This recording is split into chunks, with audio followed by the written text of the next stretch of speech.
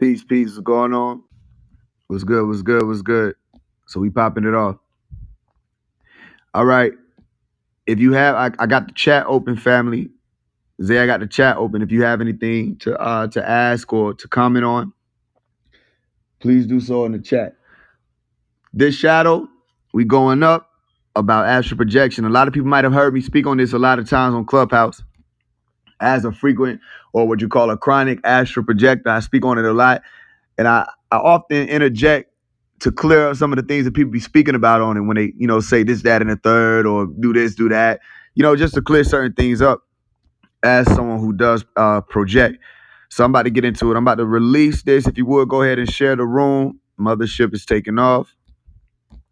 Go ahead and share the room. Send it to somebody. Send it out. Anybody that you know that have questions about astral projection, I'm going to do my best to help them with this room. All right. Mothership is taking off. And we get right into it. So this room we're doing because one of the brothers who have these classes with us, that come into class with us, he had a question about astral projection. He's had actually some questions about astral projection, the lucid dream realm, and a lot of that regarding the higher realms. And that's what I'm going to be speaking about, this shadow. So we're going to start off with first, what is it? What is astral projection? We hear about it a lot. You have different people talking about different things regarding it. How do we define what's astral projection? I was talking to my Umi last shadow, and she was saying, well, what is the difference between the lucid realm and the astral realm? And I was doing my best to explain to her, like I was talking of earlier today in another one of the rooms on Clubhouse, that it's all the same realm.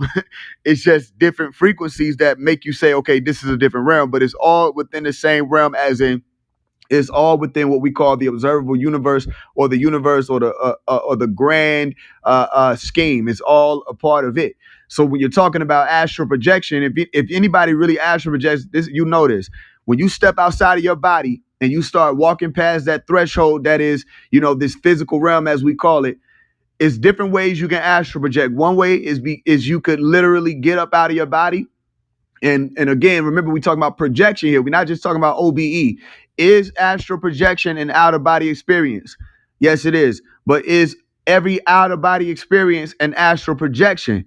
No, it isn't. Because when you have the word projection there, it's because you did it. It's like a projectile being your soul at that point, or your astral body, and the trigger being whatever you use, whatever mechanism you use, because there's multiple different types that allow for you to exit your body.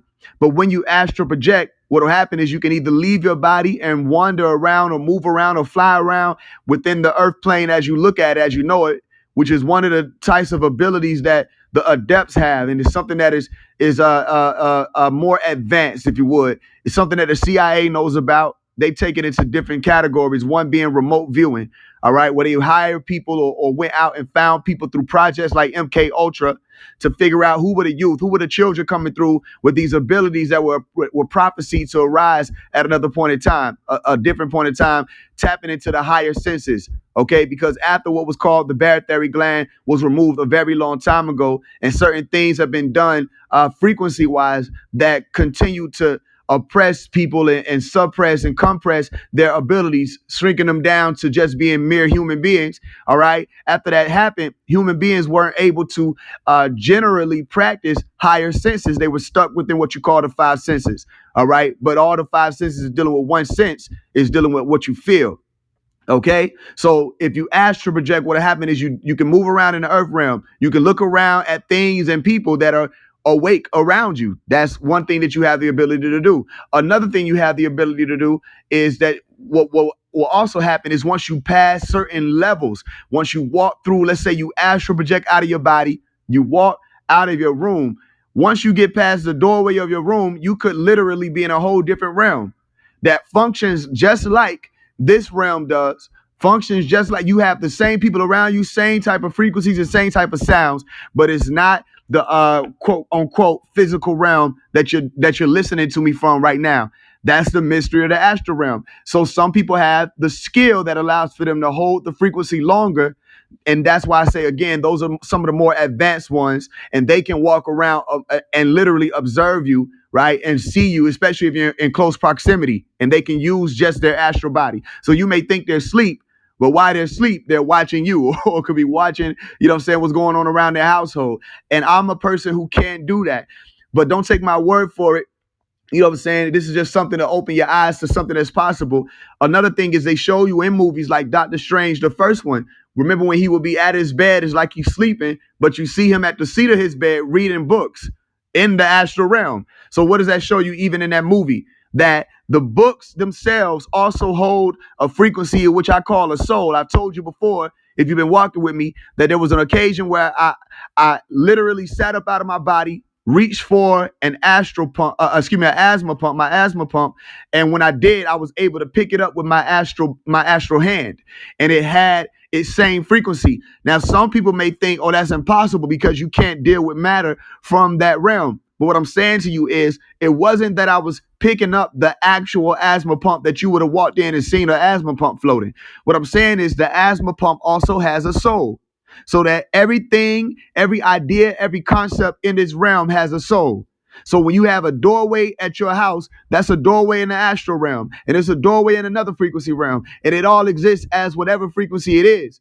Now, some forms of the matter still begin to diversify when you start talking about what you're able to do. Sometimes you can walk through walls. Sometimes it holds such a frequency that you can't walk through it. That's why it's so important to prime your environment before you even start getting into these things. You want to make sure that you have pleasant tones playing. All right. I tell people, yo, you can play reggae music. Okay. You can play high speed or upbeat music or motivational gospel music or whatever you need to play to make sure that your environment in frequency, for one, is sanctified or cleansed. Okay. You don't want anything low when you're talking about stepping over into frequencies or stepping over into the astral realm. You don't want anything low around you. Okay. It's better that way. As far as music, thoughts, and all of that, it keeps you clear. It allows for you to not have any attachments, any type of fear, because all of this is a potential onset when you're talking about literally embracing what people call death. It's scary to a lot of people. Okay. But you're stepping over into a realm where this is a mystery realm. It isn't all known what we're talking about here.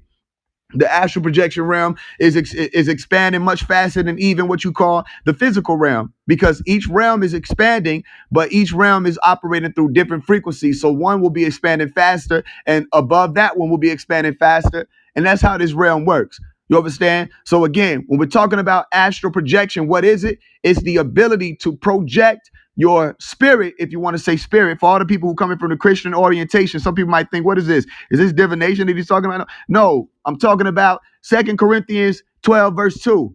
Okay, where it said, I knew a man in Christ above 14 years old. Where he said, whether in the body, I cannot tell. Or whether out of the body, I cannot tell. He said, only God knows. All right, but he said, such a one caught up to the third heaven.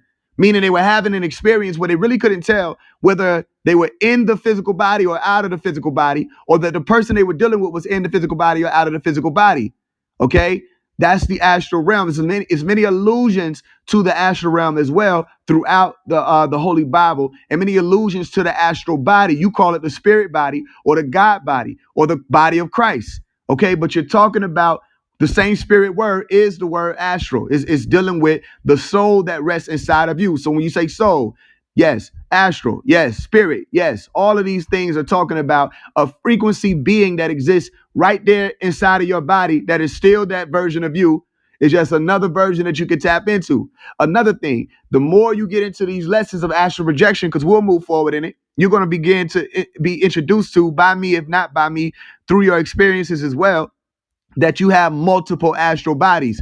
I can tell you of an experience where I left my body and I downloaded into another astral body, and then I astral projected out of that astral body and went into another one. And then I astral projected out of that astral body and I downloaded into another life. Okay, where I was a trillionaire. I think I might have told y'all that. I know I told somebody this on Clubhouse. I was a trillionaire, right? In my family, we was known to be like the top, the head people of the USA, of the United States of America. But we were not a part of their government. And we had our own treasury, we had our own land, and we were moving out these vehicles, these big trucks that were sending food everywhere around the US. And everybody knew about our family. And there was this person there who had an issue with it. He contacted me through my mother, right, or my Umi, and she sat me down and said, "Yo, he has something to say." And I didn't know, and I felt like it was because I was dealing with his daughter. In this life, And that life I'm dealing with, I was dealing with his daughter. So I'm thinking he coming to tell me that, you know what I'm saying, his daughter's pregnant or something like that. But that's not what he was coming to tell me. What he was coming to tell me was he had an issue with the fact that a lot of the businesses in that realm were shutting down because of our treasury project, where I had convinced the US, the people of the US, most of the people of the US, to do what was called in that realm a dollar for dollar market. Now, if y'all remember, I told y'all this before CMG with Yo Gotti came out with the dollar for dollar challenge. All right. So I brought that information over here, and then you saw soon after there was something called the dollar for dollar. Now, do I know Gotti? No, I don't. Do I know anybody from CMG? No, I don't. All right. Had you heard that song before that point? No, because it was brand new. So I'm showing you that from me pulling that information from that realm and back through these astral bodies to land back in what you call this physical one over here, something happened that merged it, and the concept of dollar for dollar was born. So now I'm telling you again that because I was able to glimpse through my astral bodies, travel through my astral bodies to get to that physical body, another type of body, which would still be astral to this one, okay? I was able to see a glimpse of another life that I'm living, where it is possible, everything I'm telling y'all about, even down to, oh, when I show you what's $100,000 to 100,000 people, that concept is much stronger than even what I thought to begin with when I first started to come out with the concept in 2020. So it's working somewhere already, where we're already, as a people, a trillionaire, we're operating that way, and we have our own treasury. Okay. And that's some major stuff, especially being that, you know, and I guess we'll talk about that another time because it's moving all in alignment. So that's the thing. You have multiple astral bodies. You have multiple versions of you. How many people watched the Doctor Strange 2 movie? I told you go watch that. Okay, if you haven't, I acknowledge, I encourage you to go and watch that movie.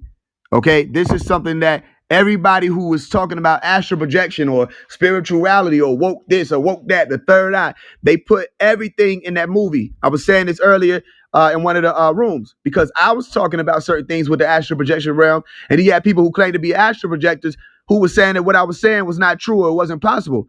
And I wasn't offended. I was just like, well, family, I don't. Do you actually astral project? Because if you do, I'm curious as to how you don't know these things. You understand? Now they showing you in the Doctor Strange movie, and what did I tell you? The movie Doctor Strange, the words doctor, which is Nater or God, or a higher up or ascended master, and the word strange, which is a mystery school. What's strange about it? These are the mystery schools. Okay, the mystery of God, the mystery of this, strange is secret, the strange secret. Before you talk about the movie Secret or the documentary Secret, go and look up Dr. York, The Strangest Secret. Okay, well, you're talking about visualization and manifestation, and what is the secret of that? How is it possible to pull things from one realm to the next? What type of thought power do you need for that, and what type of action follows? This is all being spoken about in the Doctor Strange sequel, The Multiverse of Madness. Okay, and even to the point of, remember I told y'all I'm having experiences where my eyes are closed and I can see with my eyes closed, and even now, this is an update on that. There are times where it's happening like without my control. It's happening during the day. Okay, remember I was telling y'all it'll happen every now and then when I come back, or every day that I wake up from a dream. But when I come back from astral projection, it'll happen, and I can see everything around me for about 30 seconds. And I'm being very clear with my numbers and everything, so you can see I'm not making this up. For 30 seconds, about 30 seconds, I can see everything around me. All right. It has a different type of color, though, like a purplish pale hue, but I can still see. I can see people. I can see their outline. I can see the differences between dark and brighter shades, like the blinds. Okay. You see the lines in between your blinds. They have a different shade there that allows for you to see that. I can see that, too. And it only lasts for about 30 seconds. Okay. But this is something that they put in the Doctor Strange movie, that the third eye that you're talking about is not just some chakra or chakra that you activate. It's literally an eye, okay? And you can use it, and you can see without your physical eyes. That is something that everybody needed to know, because it takes you out of the spirituality of spirituality and it puts you into the science of spirituality. Okay, when we said third eye, what do we actually mean? Is that really a power? Is that something that you can really open? And it's showing you in that movie that you can. Okay. So again, when we're talking about astral projection, not everyone is doing this, but the question is, does everybody have the ability? Answer is yes. Yes, they do. Everybody does have the ability to project out of their body because you have what's called a soul. You have an etheric body. We talk about this. Malachi York spoke about this in the Holy Tablets, the etheric body. And I advise everybody to get that book, the PDF, Dr. York, Holy Tablets, all right, on Scribed. You get it on SCRIBD. All right, Dr. York Holy Tablets PDF is for free. And you can download it. Read through that. So when you have certain questions or things you want to talk about, or if you hear me say something, you can go and reference it, not just from my books, but from that main book, the Holy Tablets, that answers a lot of the questions as well. Okay? So moving forward, we're talking about the stages of astral projection. First, we have to know what realm are we in, what types of ways of these different realms that we're in function. All right. And we're talking about an observable universe, and I can break it down very clear to you what that is. But the key thing is that it's consciousness that we're talking about and different levels of it or different areas or arenas that it'll function in and different ways that it'll function through those different arenas. Okay. So when I say there is no way that you can really tell matter and thought apart. If you were in our last class that we just did, last shadow, what did I show you? I was showing you how I can say an adjective and a noun, and you can find it on the web. And it's just something that I made up in my mind by just pulling these two words together. Okay, like blue elephant or pink, you know what I'm saying, alligator or orange house. And you'll find these things on the web. And I was showing you that exercise shows you that you can take a thought from somebody and pull it into what you think is the material realm because they haven't yet made it clear or common knowledge that thoughts are trackable, thoughts are tangible. You can take people's thoughts out. You can take memories out. You can replace people's memories with a whole different type of memory. What do you think it is when they show you in the movies that they have the ability to brainwash people? All right, to clear certain parts of their brain out so they don't remember certain things, or what do you call it, the tranquilizer or the neutralizer, whatever it is, the quick pen like machine thing that he uses in Men in Black, whatever that is, the neuralizer or something that they use that wipes your memory. Okay, technology that can take pieces out of your existence that you can recall. Okay, which means call it back to Ray, the light. Anytime you have the Ray there, remember. Okay, or remind or return. All right, turn back to Ray or all of this. So we say recall to call it back to Ray, which is Ray, Ra, R-E, which is the light. You can recall your existence here. So if somebody wipes that ability, what does that say to you? That is also something that can be traced and tracked. What you think the polygraph test is for real, not what the scientists are just telling you, oh, we can tell when you're lying. How can you tell that people are lying? Oh, we just measure this, measure that. No, what you're doing is you're literally tapping into their thought patterns. And that means that your brain is not just something that's sitting there that only you have access to. This may not be comfortable to people, but you're living in a world where they can read your thoughts. You're living in a world where a movie like Minority Report is much more of a reality than you could probably ever imagine right now because they haven't given you those bases of fundamentals or foundations to let you see how that technology exists. But it does exist. Okay, anything dealing with Einstein and the Rosenbridge, which is you call time travel machines, Back to the Future, Stargates, all of these technologies exist. You understand that? So what does it mean? That what we think is matter and what we think is thought and what we think is the spiritual plane and what we think is the quantum realm, all of it is connected. Nothing is separated, and you can access each and every one of these planes. Okay. So again, when I was watching when I was watching a Doctor Strange movie in the movie theater, I'm about to flip out because I was by myself. I'm flipping out because I have nobody to bounce this off of. But they were literally saying everything I've been saying to y'all. They were saying that it wasn't true what people been told about the dream world. It was much more to the dream world than people think. That the dream world is a glimpse into what you call the different lives or different versions or the multiverse. All right. And scientists even talk about it. They call it the many world theory, the MWT. All right. The many world theory. Look it up. And they explain to you that they have some sort of awareness, even with numbers, of how it could work with the word superposition that I introduced to you. They explain to you that it's possible. All right. Now they're going to say possible. Then eventually they're going to say probable. And then they're going to say actual. Now you might be looking at another 100 years before they say actual or so. But I'm telling you now, okay, so that you can be aware before this time period, teach your children about these sciences. Okay, because the world is waiting on the scientists to tell them that these things are possible after they've introduced artificial consciousness to them, all of these things that already exist. Okay, so my point of saying all of that is there is no way to tell matter and thought apart. Okay, when we're dealing with certain levels of energy, everything is energy. We know about the law of thermodynamics that tells you what it can't be it can't be created, it can't be destroyed, and it can only be transferred, transformed. All right, that's what we know about energy. So what else? When you're dealing with something called akak nashat, it's called ether energy. Okay, you can look these things up. They say that it's the smallest particles of the material world as you know it. All right, that could possibly exist. Okay, or wajud. All right. And that will be the physical matter called what? Also categorized as material. What is it? It's called Hanem Nakat. It's called the black dot.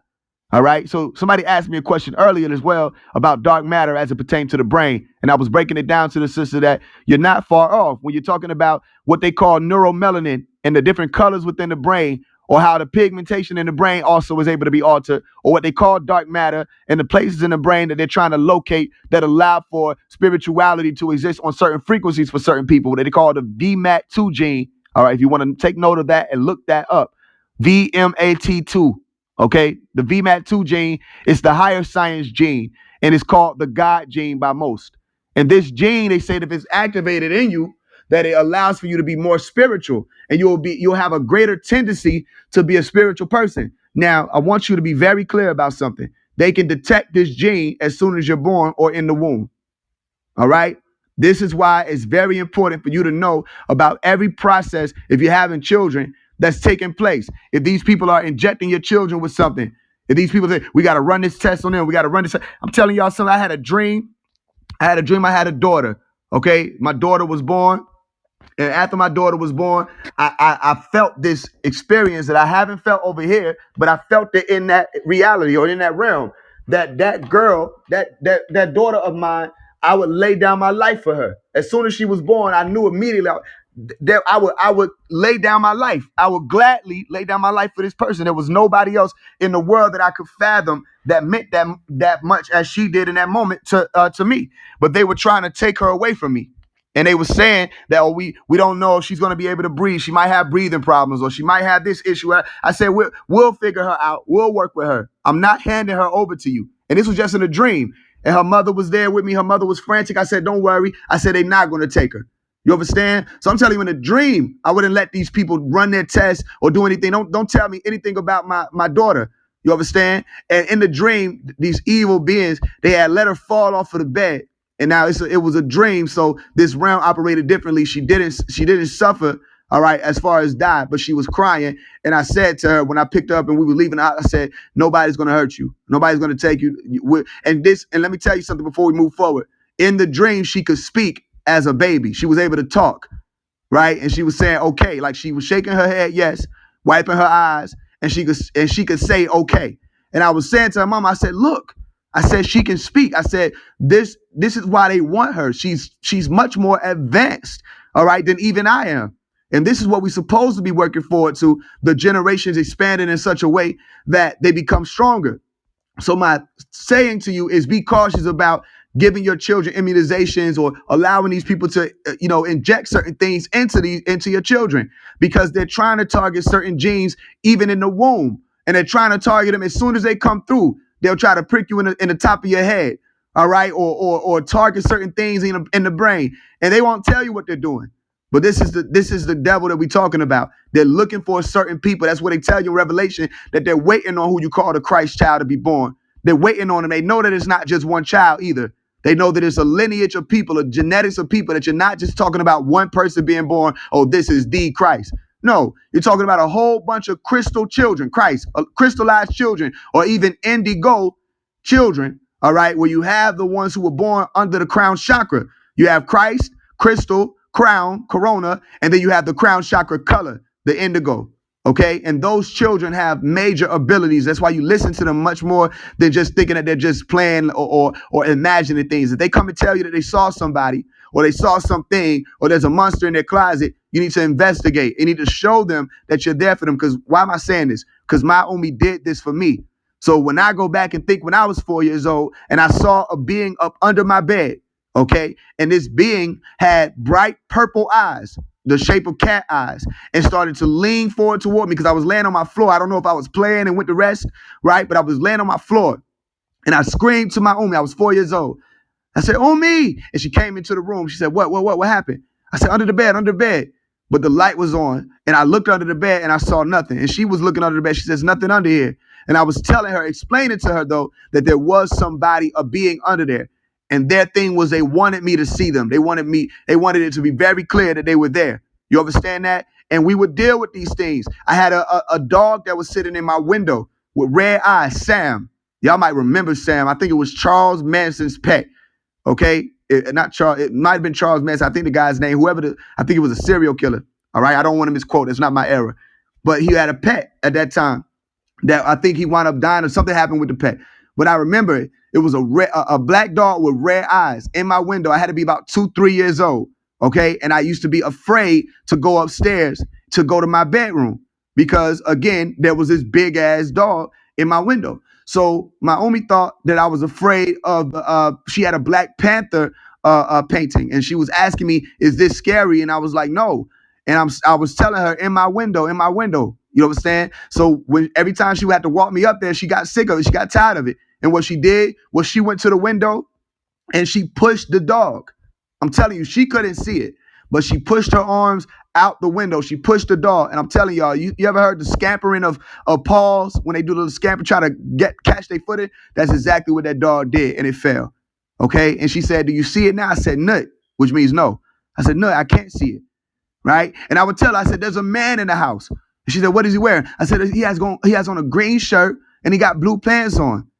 And she was saying, "Well, you got to get out of here." And she was talking to her. She can't see him. And she said, "What is he doing now?" I said, "He's walking to the stairs." "What's he doing now?" "He's walking downstairs." "Yeah, you got to leave. You can't be in here. I don't grant you you're not allowed in here." "What's he doing now?" "He's walking out the door." Right. And she said, "What's he doing now?" "He's looking in the door." She said, "Oh yeah, you can stay. You can't come in this house. You're not allowed in this house." And he never returned. But my mother knew not to think I was crazy because I was letting her see through my eye being that active at that time, especially letting her see a window of things that she couldn't see, but I could see them. Don't let your children think they're crazy because those children will grow up and they will reject their abilities. Most people that I know, they were those children at one point in time. What is an imaginary friend? You ever seen how they portray that? "Oh, you got an imaginary friend." Well, everybody has imaginary friends because there's nobody that you know that you're not imagining or seeing images of. But those children were able to see people and deal with people, and you have to ask them to describe them to you, and watch it blow your mind if you're dealing with those types of children. "I have an imaginary friend." "What does he look like?" "He's big." "Okay, what color is his eyes?" "They're blue." "What color is his skin?" "It's green." You understand? You're describing a namus or nomos. You can't see them, but they're revealing themselves to the child. You know what I'm saying? So again, is this scary? No. But as long as we live in this spookism world of everybody's imagining everything and nothing's real, and we're not paying attention to the fact that everything, thought, matter, all of that go hand in hand, and it's just your ability to sense it that allow for the differentiation of it, then people will be lost and they won't understand what's going on for real. Okay? So you get those types of things clear first, right? And I was talking about astral projection. I was talking about Einstein in another one of these rooms, and I mention him a lot, okay, because it goes hand in hand with what he was trying to figure out with ether and the secrets or the sacreds of the universe, him and Tesla. Now, they had a lot of knowledge, though, about it. Him, Townsend, a lot of people, they had a lot of knowledge about it, and they had to call these people in even to help with the construction of the computer, as I spoke of in my book, Is the Computer God? Okay? But once you figure things out through actually astral projecting, right? Not just lucid dreaming, but astral projecting of stepping outside of your body, things become more clear. The fear of death, you don't have it. It's no use for it. You don't have fear of death because you really see what exists outside of your body, or what is outside of your or past the threshold that you call it of life. You understand that? So I'm gonna step certain things in and put certain things into perspective for you to see if we can move forward into the actual exercises and certain things that I laid out for us to talk about to show you, if you're ready, what steps you can take, the necessary steps that you could take that I began taking at around 12 years old and had my first astral projection experience around 12, 13 years old. And from then on, I've been an astral projector. So it's been 10 years. I've been doing this for 10 years. So I got a brick in this road. You know what I'm saying? So I'll speak on those as we build. So we talk about someone by the name of El Kidder a lot. I'll bring that name up often because it deals with the green light. Okay, the green light is very special. It's dealing with the life force energy. It's the same color of ether that we're talking about when we're saying non-ether. It's the color that comes to mind when you're speaking on ether. It's the color that they put in the Matrix movie, if you realize it, where you see the numbers that are flowing up and down your screen. I'm going to tell you something. That's water. Okay. And of course, you think water is blue. Well, what he's talking about is life force energy in the water, not water is blue as in the color you think. No, the life force energy operates on green. All right. What I tell you is the anahata chakra of your body. Okay. One of the 7 discs that circle around your spine or your vertebrae. And there's a life force energy that comes from that. And you call it Al-Qadir, the green one. All right. That is associated with that. Okay, so I'm showing you how it's personified, and I'm showing you the being that is associated with it. Other beings are associated with other types of colors. Okay, like Zuin or Suin, he's associated with the root or red color. Okay, because that's the vibration that he comes up under. It's very important to notice because everything has a frequency or a chemical. Okay, a chemical reaction with light or a reflection of light. That's why we're not actually seeing things. What we're doing is we're internalizing information or interpreting information that comes after light reflects off of an object. Okay, so when we deal with El-Qadir or Al-Qadir, the green one, all right, they said that he didn't age. Okay, they said that he could step into and from different time periods. All right, in a matter of seconds, just like that, he could step into different time. How do you do that though? If we're talking about time travel, what you're saying is they can step from one frequency to another. The same way if you wake up from your dream, you just step from one time zone to another. You're time traveling. If you fly around the world faster than even what you can fly right now, you will time travel based off of how you're charting your location. Because right now, where I'm at is 12:15 a.m. But where someone else is, it'll probably be 3:15 a.m. You understand? Or for someone else, it'll probably be 9:15 p.m. Okay? But in a way, are they time traveling by listening to my voice? Yes, they are, because based off of how they're logging their coordinates and their travel on the planet Earth, they're time traveling. Okay, they're hearing someone's voice from the future. So anybody who's listening to me and it's 9:15 where you are, all right, you're time traveling. You're hearing my voice 3 hours ago, all right, but it's 3 hours to come. Okay, so you're hearing my voice 3 hours before it's actually occurred on your timeline. So for other people who are at that 3:15 a.m. mark, what you're doing is you're traveling back in time. You understand that?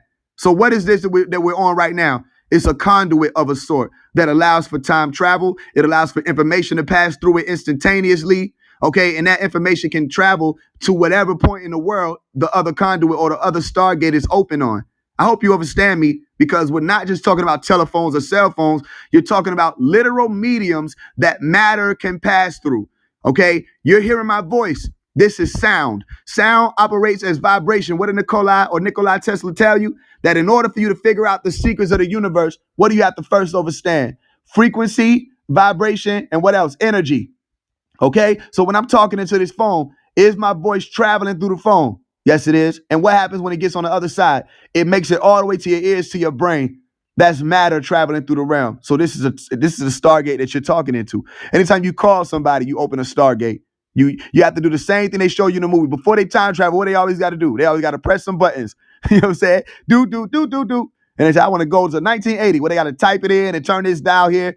Okay, you have a dial tone or dial pad on your phone, and it allows for you to literally open up a Stargate or open up a conduit and communicate as a medium tool with somebody else that is not in your presence. And these things travel from one gate to the next. That's why I'm telling you, even when you're dealing with windows, which we'll get into, all right, when you have certain windows open, certain people or certain beings can peer through or do the same thing. That's why I tell you that they have these things called computer monitors for a reason. And people think they're doing something. You cover up the little webcam. I was like, I'm gonna cover it up. They can't see me now. The whole screen is a computer.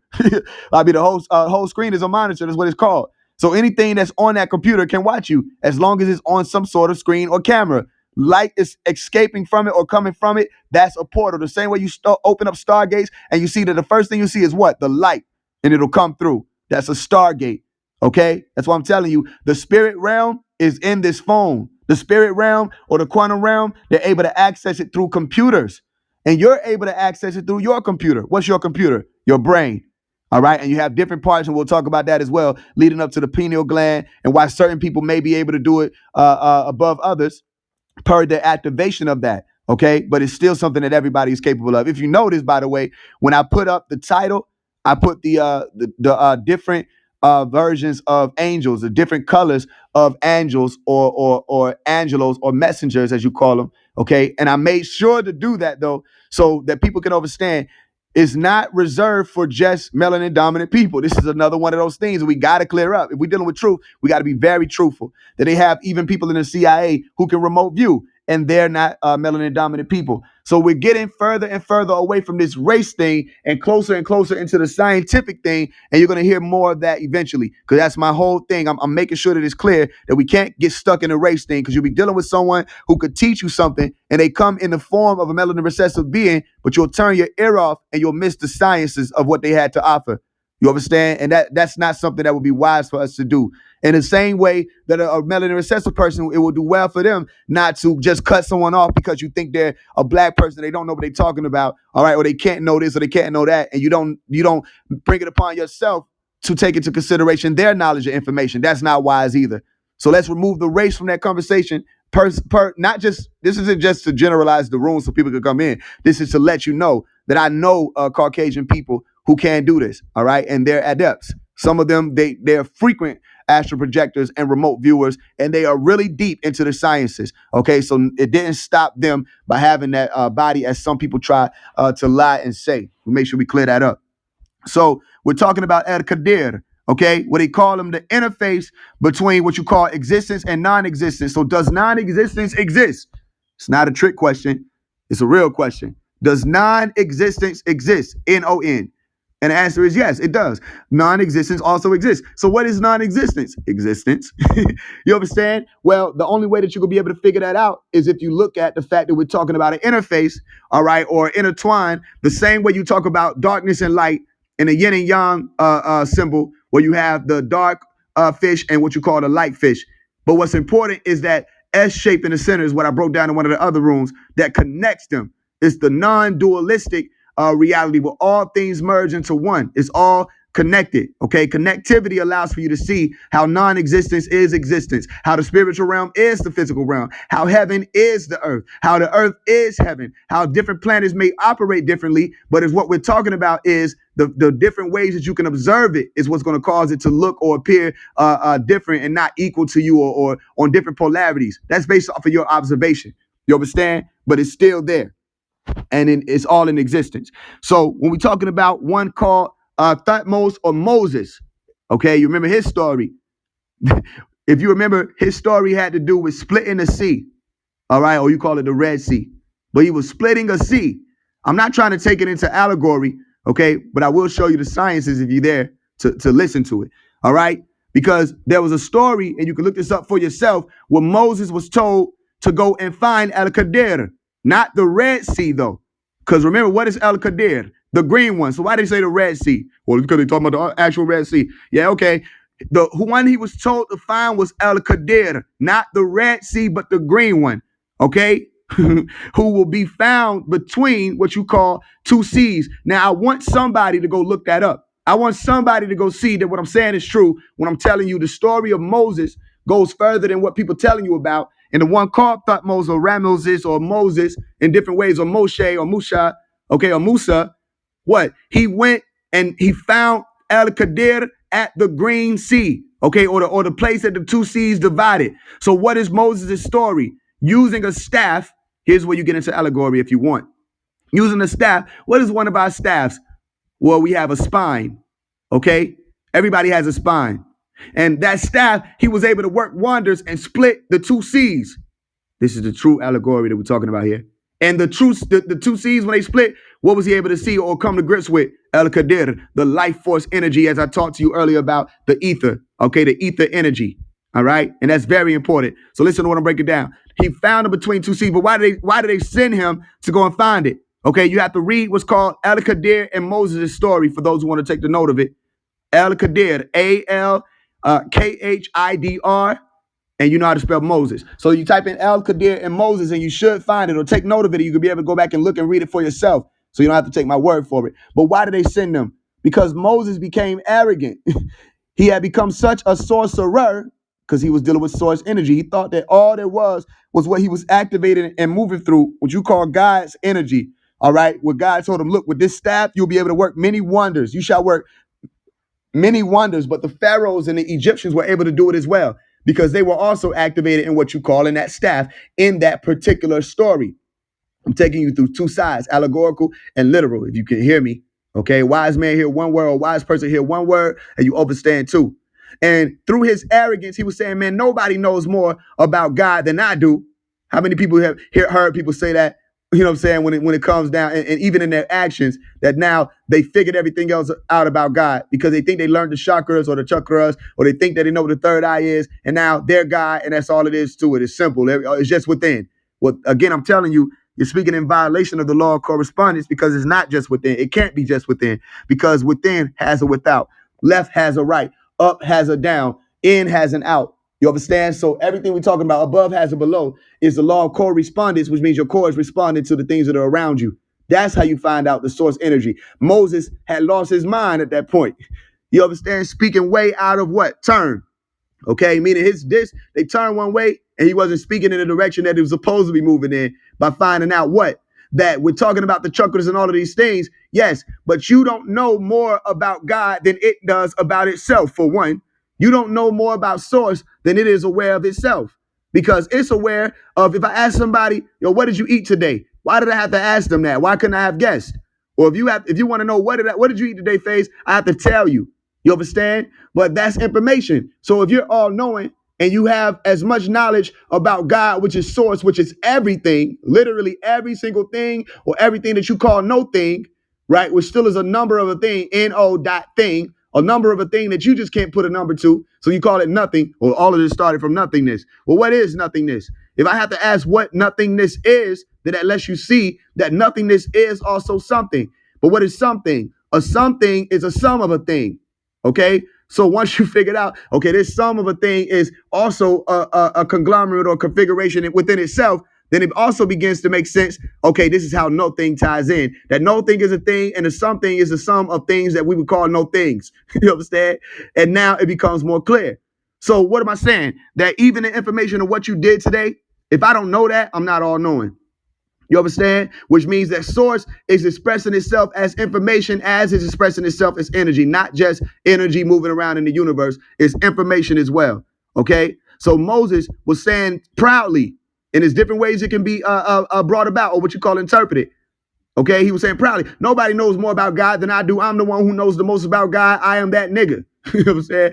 And God said, thou art not that nigga. You know what I'm saying? We could tell you who that nigga is. You need to go find El Qadir. And before you do that, you need to go meet him. You have to first be able to meet him at where the sea split. And then you get your Moses split in the Red Sea story. Okay? But El Qadir, when they meet them at that sea that splits, what is the sea that's splitting? That's, I'm telling you, the S in the center of the yin and the yang. All right, that's the sea splitting. That's where you walk in between what you call negative and positive realm polarity. And what is that? It's called the quantum realm. Scientifically now, I'm telling you, it's called the quantum realm. Now you have ways that subatomic particles operate that they don't operate how they think particles should operate. And it begins to dumbfound scientists. And they have to rely on computers. Yo, computer, can you tell me what this is? And what is the computer? Mirror, mirror on the wall. Okay? Computer, I need help. I don't know what the fuck this means that this is existing over here one way and the opposite of it should be this, but then you're telling me that it's only the opposite because I looked at it? How does this work? I got you, my boy. So the quantum computer goes and does the mathematics and brings them back in an instant of a second how it's possible. But then they come back and bring people that they don't know how it's possible. They tell, we don't know how it's possible. But the quantum computer told them how it was possible.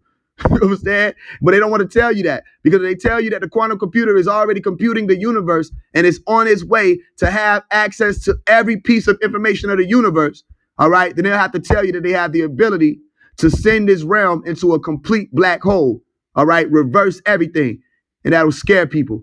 But then what does that mean? In order for you to grasp every piece of information and do that, That means they are now tapping into your thoughts. I'm telling you that process. They're tapping into your thoughts. The more you hold these phones, the more we talking to these phones, the more information we putting out, the more algorithm we're offsetting or onsetting. If we're not moving in accordance to what we know we're supposed to be doing with all this information, all we're doing is feeding these people more and more algorithm. Algorithm. I'm telling you, I broke this down as well. L, like God, and Gor, which is red, okay, bloody. And what I tell you, that's how you can recognize which beings is moving through what frequency. They move through the amber light or the emerald light. So they move through the red light. They show you that in iRobot, by the way. As soon as they start waking up, they turn red. All right. And Hal was red. All these computers, they turn red. Terminator, red, the red eye. Okay, who's also showing you what they call it, RoboCop, red eye. Also, he's showing you the merging or integration of man with machine, way before this conversation of Elon Musk and all these other people. Okay, so they showing you these things in real time that now they're now moving into the rhythm side of it, which means that what? They start lodging or logging what is already understood to them, but now they've integrated your consciousness with it, and it makes more sense to them. So now it's not just overstood, now it's making more sense, making it to their senses even more. And it allows for them to know that at one point in time, they would be able to pull a kill switch if they needed to. And that's what they said the devil was going to do anyway, that he would try to destroy the entire world if he could. And he can. But again, this is also something that is up to us as well. And there are other people or beings that play a part in that as well. And they're fighting to stop him to this day. Star Wars happening all around you. Okay. They're trying to stop them from doing that. But while it's happening on the surface, these things that we call phones, what it went from tele, which means far away, far off. And then you have the phone, phonetically speaking, okay, phone. Remember phonics, okay? So you were talking far off, phonetically. You're speaking far off into a device. But then it went from telephones to what? Cell phones. You understand? Now, they may come out with quantum phones. There's no telling. Whatever else level but they went from the mind of operating from the mind to now they got your cells. They're telling you what they're doing. So am I making this up? Or is biometrics really a thing? Don't ask me. What happens when you press your thumb up against your iPhone home center, as they call it, the home center? Okay? What happens when you press your fingerprint up against that? It registers that I know who this is. Or when you have to put a thumbprint on to open your phone, or when you have to hold your eye up to the phone or your face recognition, all of that is biometrics. I know who this is. Your your cell phone is conscious of who you are. It's programmed to do that. And now it says, okay, you have access, you have entry. You understand? And you're holding that mirror. It's no longer on the wall now. Now this ability to look into the spirit world is in your hand. And the moment that you open up this spirit world, like Pandora's box, all of these different frequencies are jumping out onto you, and they always fighting for your attention. Okay, notifications. Notify this person. Notify this person. I got notifications turned off on my phone. You know what I'm saying? Be mad at me. Yo, why you didn't respond? I didn't see I literally didn't see your message. You understand? I have notifications turned off on my phone. If I'm going to go check my text messages, it's because I went to go check them. Why? Because I need to make sure that I'm having that most control of my being or my consciousness. As soon as you hear that notification, ding, all right, there's an instant gratification that you jump for to go and see, what is this? You ever, who's seen this, the new clip that was moving around on social media where they took the Circle of Life song, Circle of Life, song, and they changed it, from what they were saying originally to what? I gotta check what I'm about to check my social media to see who loves me online. Like, as soon as you wake up though, and we know that that's the truth. The first thing people wake up and reach for is what? This scrying mirror that you call a cell phone with the black mirror on it. You black your phone out, it's a black mirror. This is the black. Don't they have I think they have a series on Netflix called Black Mirror at one point in time where they were even talking about neurological connections and virtual reality and all these different functionalities of the realm that we're talking about even in these rooms.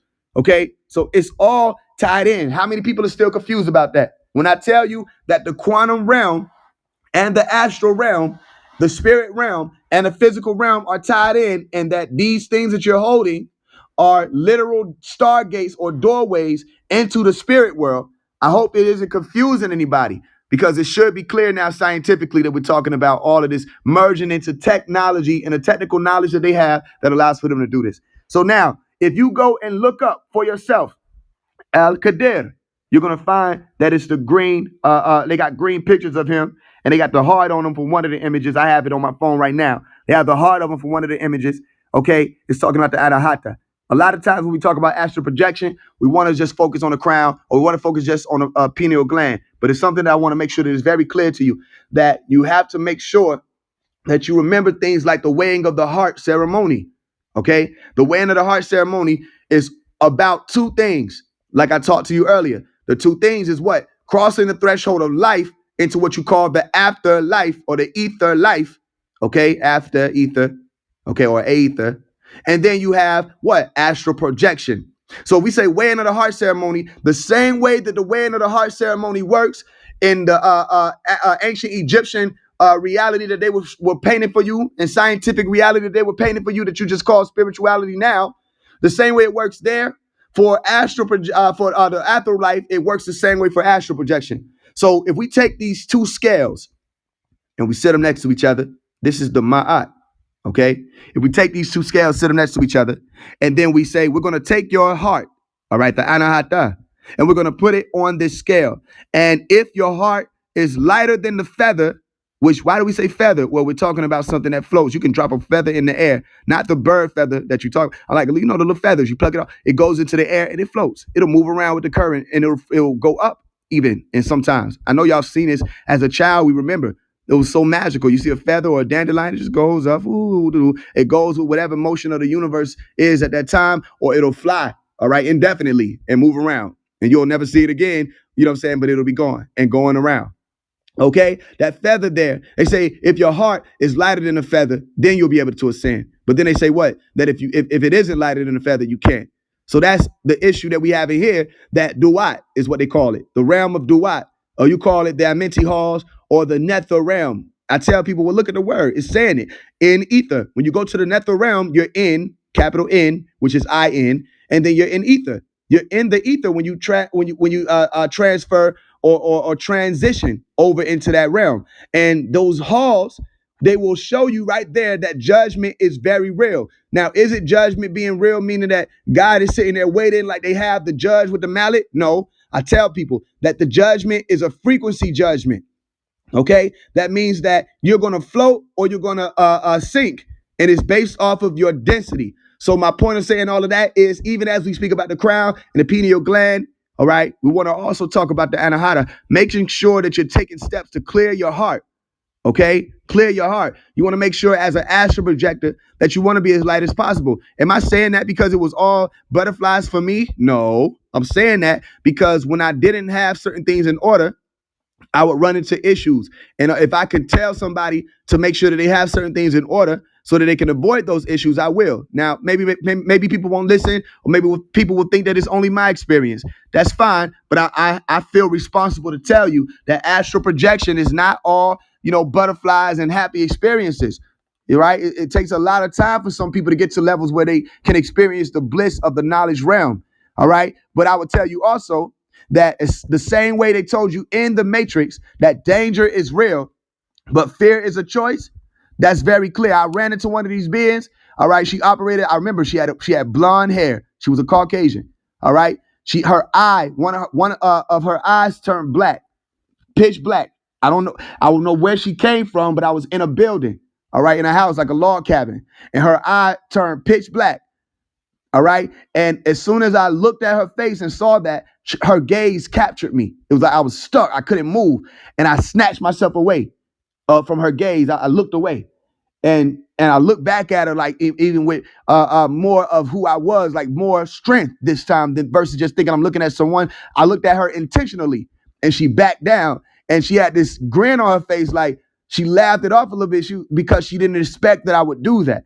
What I'm saying is, you take power, all right? You can have fear in that moment, ain't no telling what would have happened. But when it came down to the power of me not being fearful, because I'm not afraid of any of these beings, okay? I know danger is real, but I wasn't afraid. It allowed for me to remember my power in that moment. Push forth.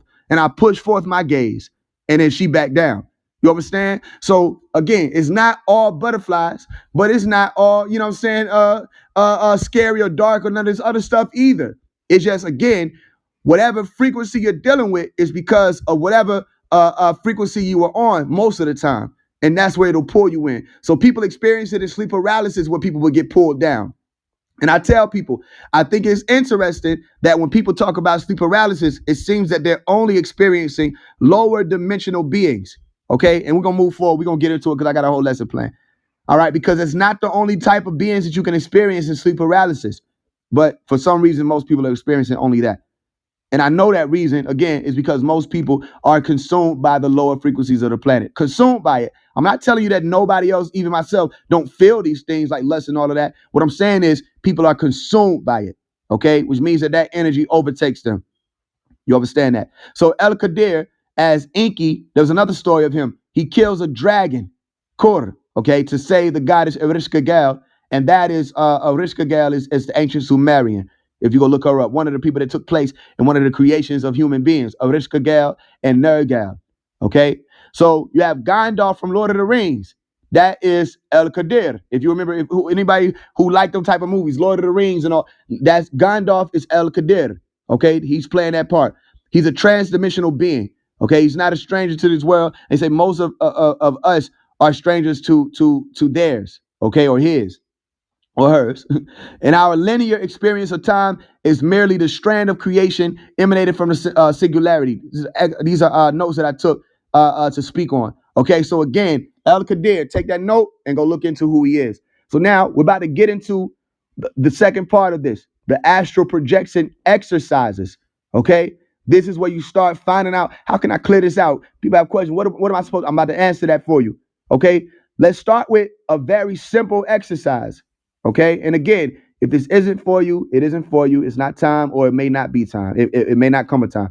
So if you feel like it's scary, I understand. It's not for you. For anybody who may listen to the replay, you know what I'm saying? It's just you deal with this if you're led to, because some people, they just have this activation. They never heard of me and it just starts happening to them. All right. They never have to try to practice. Certain genes are being activated where your soul is doing it. Somebody outside of you, another being outside of you is calling you to be able to see it. But something and someone in this realm wants particular people to be able to experience that there exists a realm beyond this one, so that you don't get trapped in this one. You understand, with all of the fear. That's why I tell people, atmosphere. At most in this realm, what do you have? Fear. The highest thing that's keeping people here. The strongest thing that's keeping people here. Once you go past that atmosphere, then you have a heavenly experience. That's an allegory. You understand? It's not to say that atmospheres don't exist, or outer space doesn't exist, or other planets don't exist. Remember, it's as within, so without. So the allegory also has to have a reality. You understand? So let's start with a simple exercise. If you start with your fingers, okay? First, you start with your fingers. Let's say you're laying out or you're sitting in a chair. You start with your fingers. Start imagining that you're lifting your thumb, okay? Start imagining that you're lifting your index. Now, this takes time. Some people don't want to take this much time. Again, a lot of stuff that we talk about, it ain't something that happened overnight for you to start grasping it, but for some, maybe it does. But some things just take time. So you start figuring out how your imagination allows for you to not just see things, but it allows for you to target certain places within your being that are also a part of what you call your astral body. Okay, so you lift your thumb and you put it down. Then you lift your index finger, your ring finger, you understand, your middle finger, your pinky, and you do this over and over again with different parts of your body. All right, and there is something that starts to become more and more aware that was dormant at one point. And your astral body, oh shit, you know what I'm saying? You notice me, you know that I'm here. And then when you start crossing over into the more dormant thresholds of the physical into what will be more active, they call it the dream world.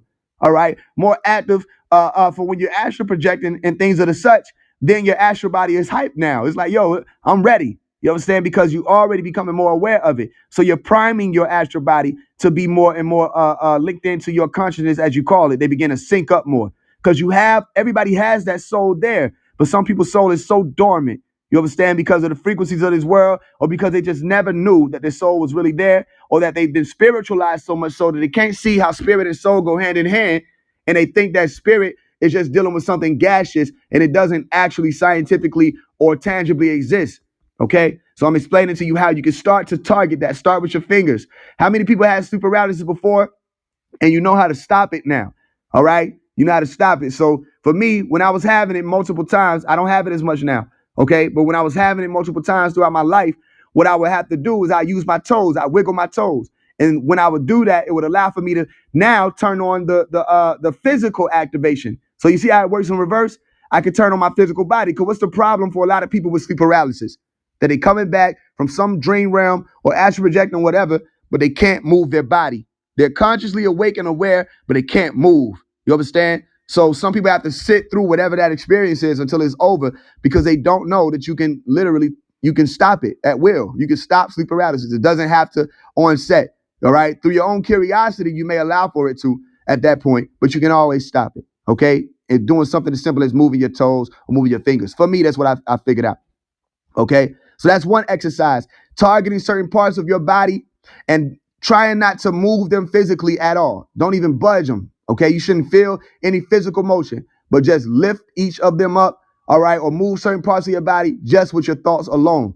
Okay. And you start being able to see or fathom. Again, I told you thought and matter are not distinguishable. Okay. They actually exist hand in hand interchangeably. You start to activate that at least one of your astral bodies, one being the immediate one that you use to travel with in your dreams, okay, and astral project with.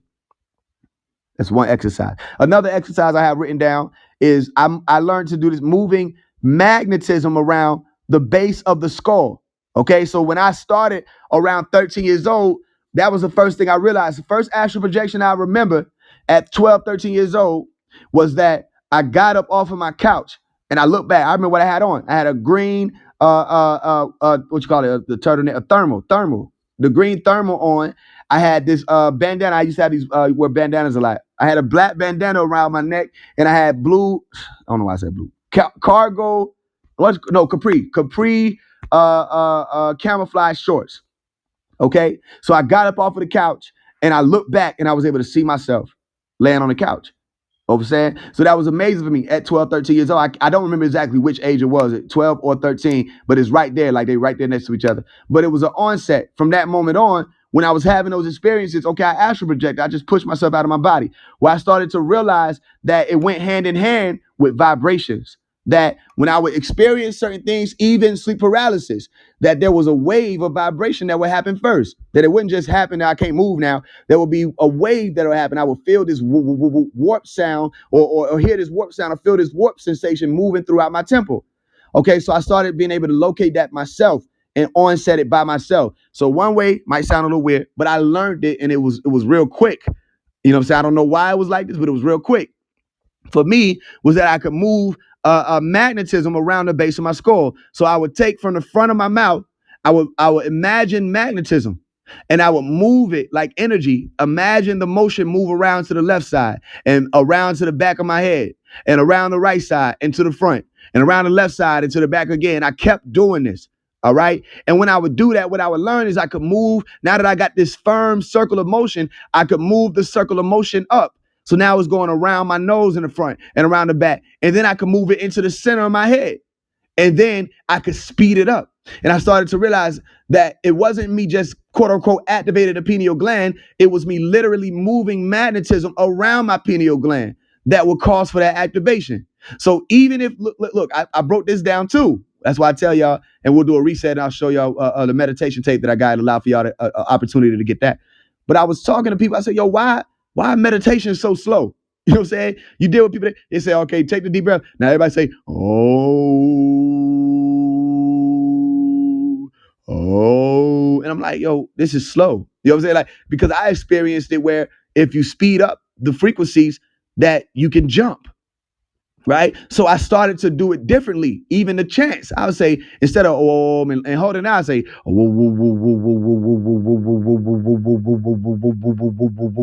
and then what I realized that when I would do that, I'm telling y'all, don't take my word. You could do that shit for 30 seconds and you start feeling the difference.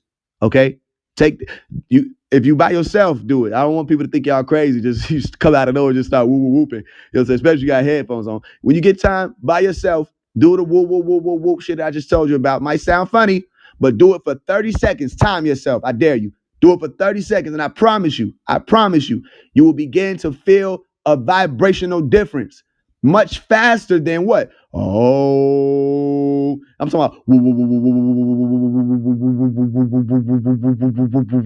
You understand? And I'm telling you. So I started to take them sounds, and I even made a tape. I said, let me make a meditation tape so it'll at least be available for people, where I started to take what I was hearing and what I was doing, and I programmed it into machine so that it could emit that sound out. And it was binaural beats, is what they call it, though. They call it binaural beats. So they have beats that function that way. I said, so it's very clear. So instead of just doing Om, all right, try to do the sped up Om, Om, Om, Om, Om, whoa, whoa, whoa, whoa, whoa, whoa. You see how I'm saying it speeds up?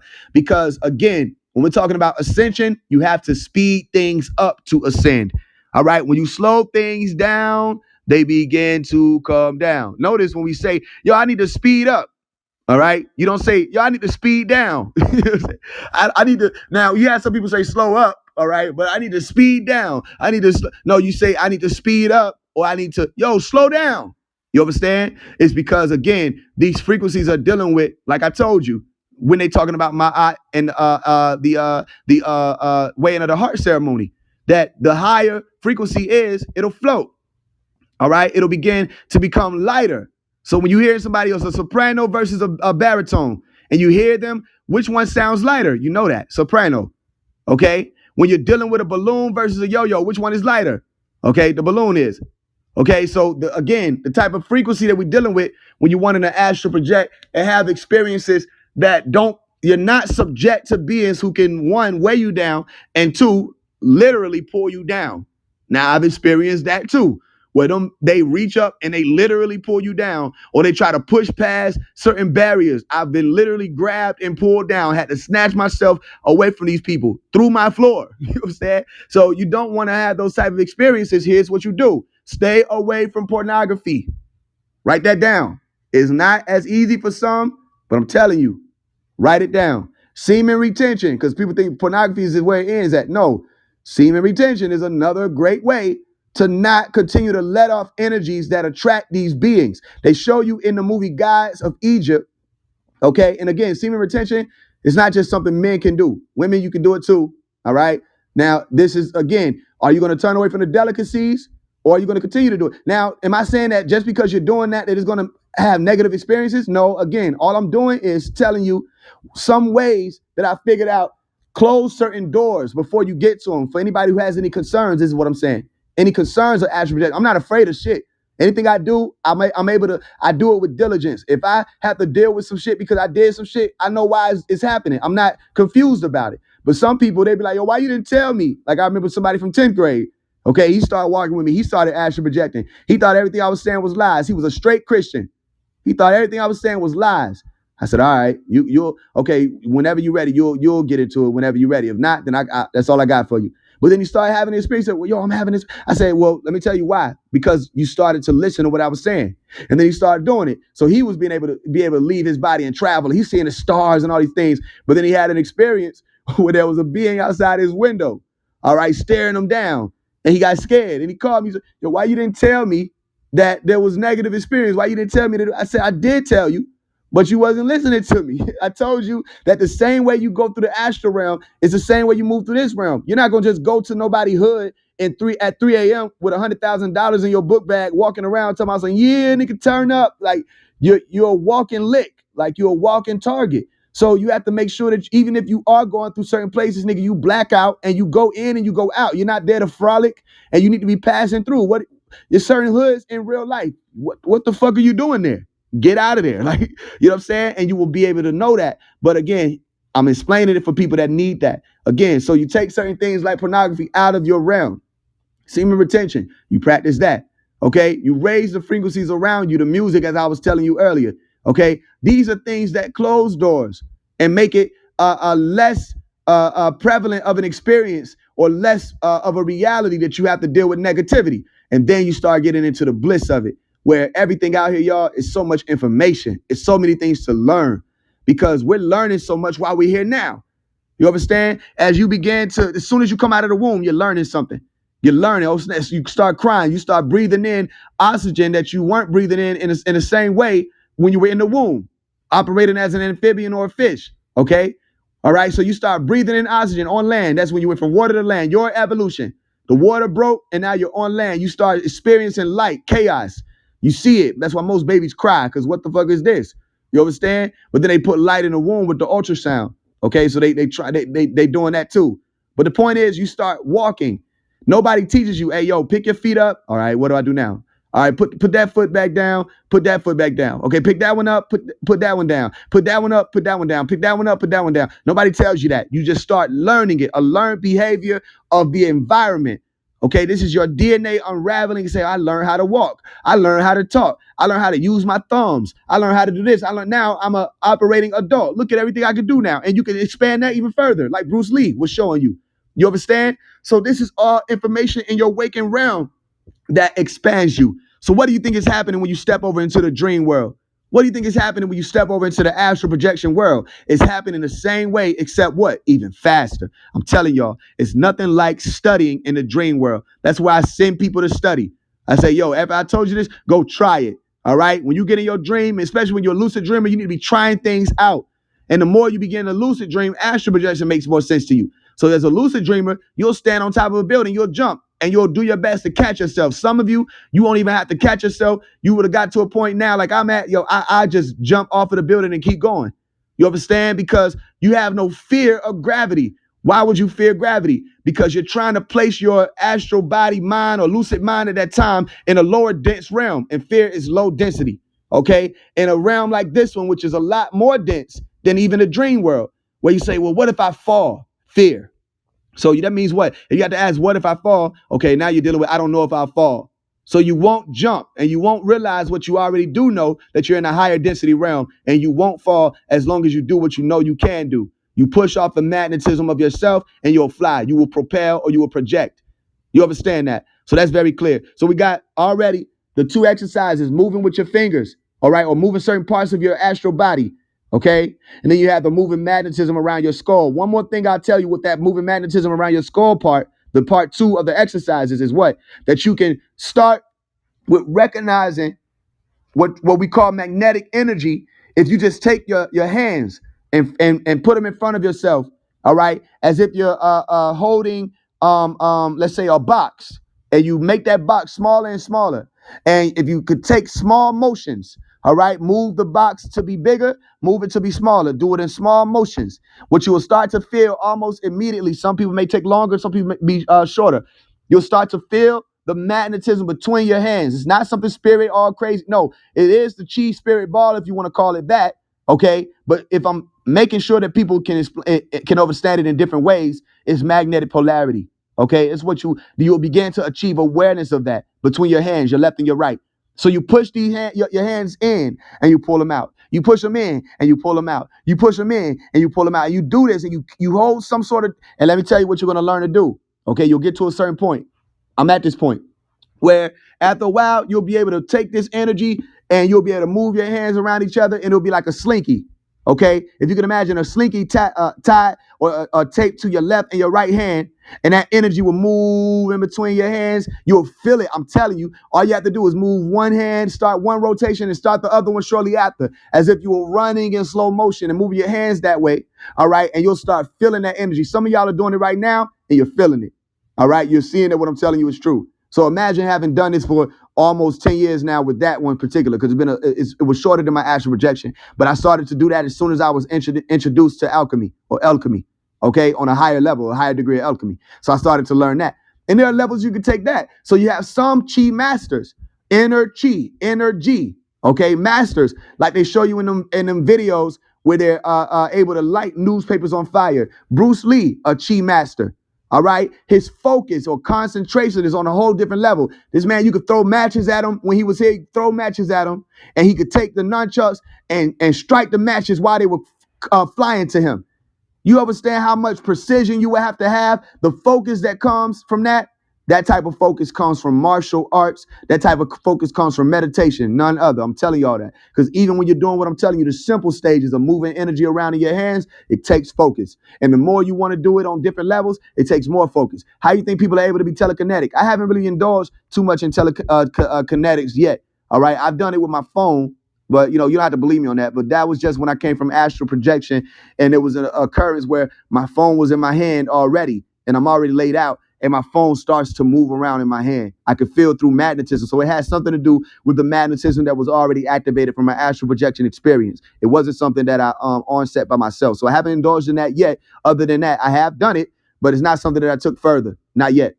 But it's, again, I'm showing you how it's possible. Because if you have a magnetic pulse or pull that you can feel between your hands, imagine if you could realize that a bottle of water near you or something near you has the same type of push and pull frequencies within it, and that you can interact with it.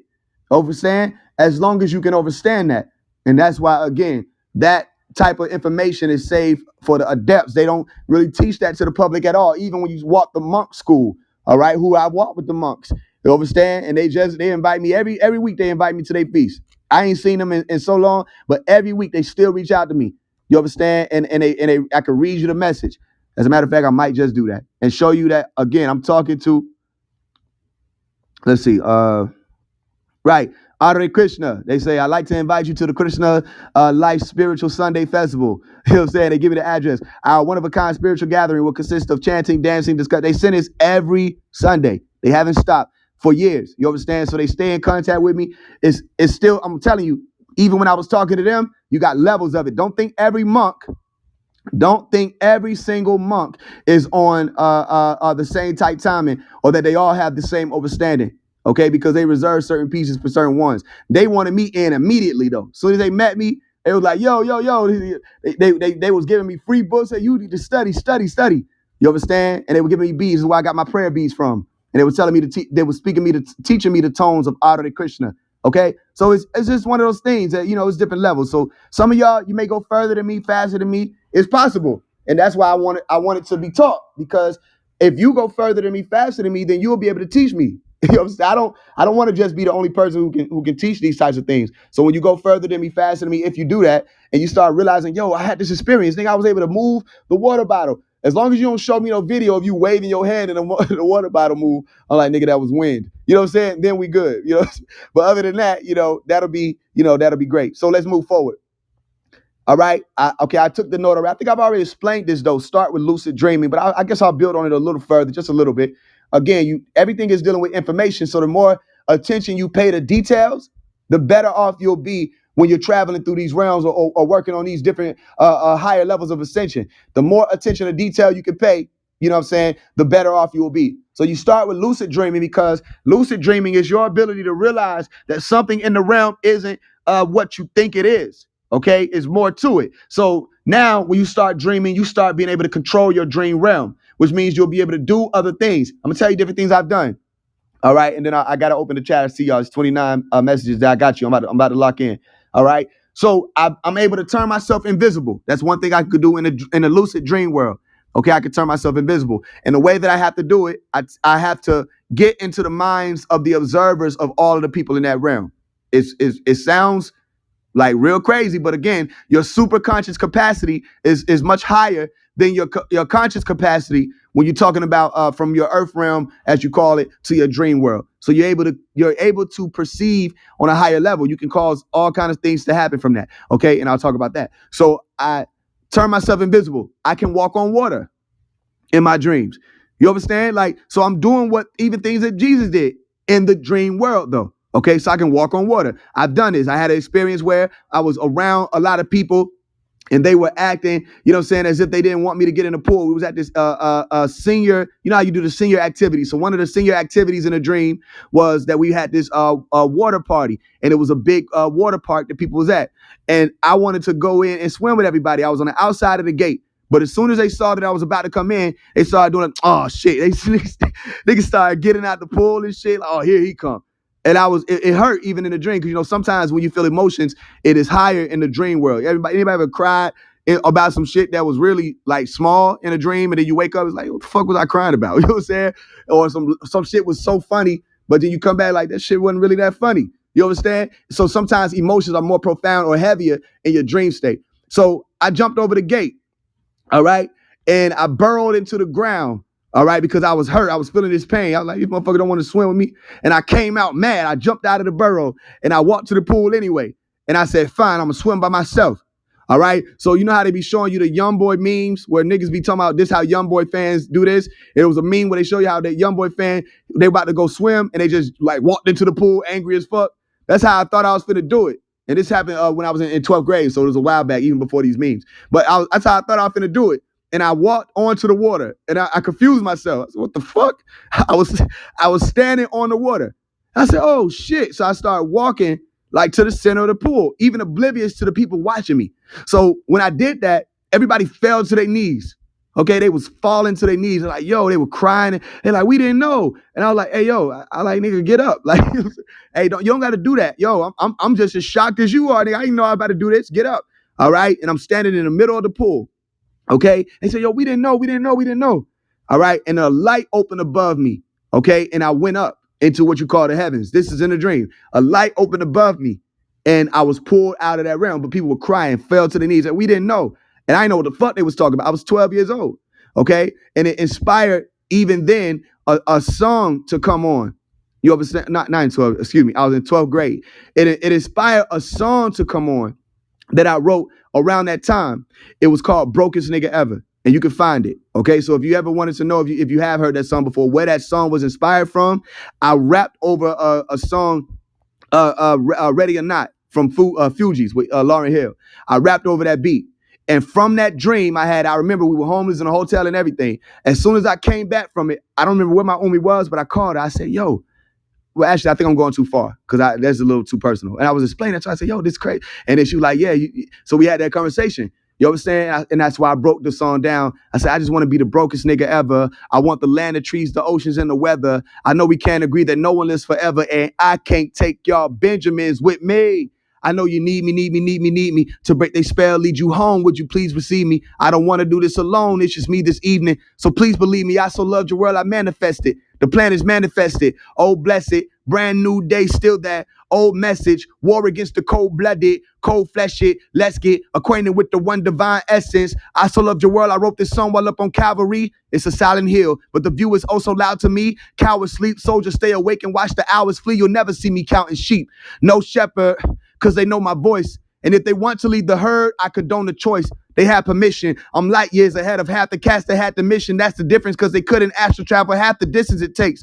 Maybe it wasn't they run, perhaps a different race. This isn't a place for slow steppers, but skip it. I feel terrific, writing hieroglyphics, running across the Pacific with no effort. Hey, I know you need me to break this spell, lead you home. Would you please receive me? I don't want to do this alone. It's just me this evening. So please believe me. I so loved your world, I stopped to visit.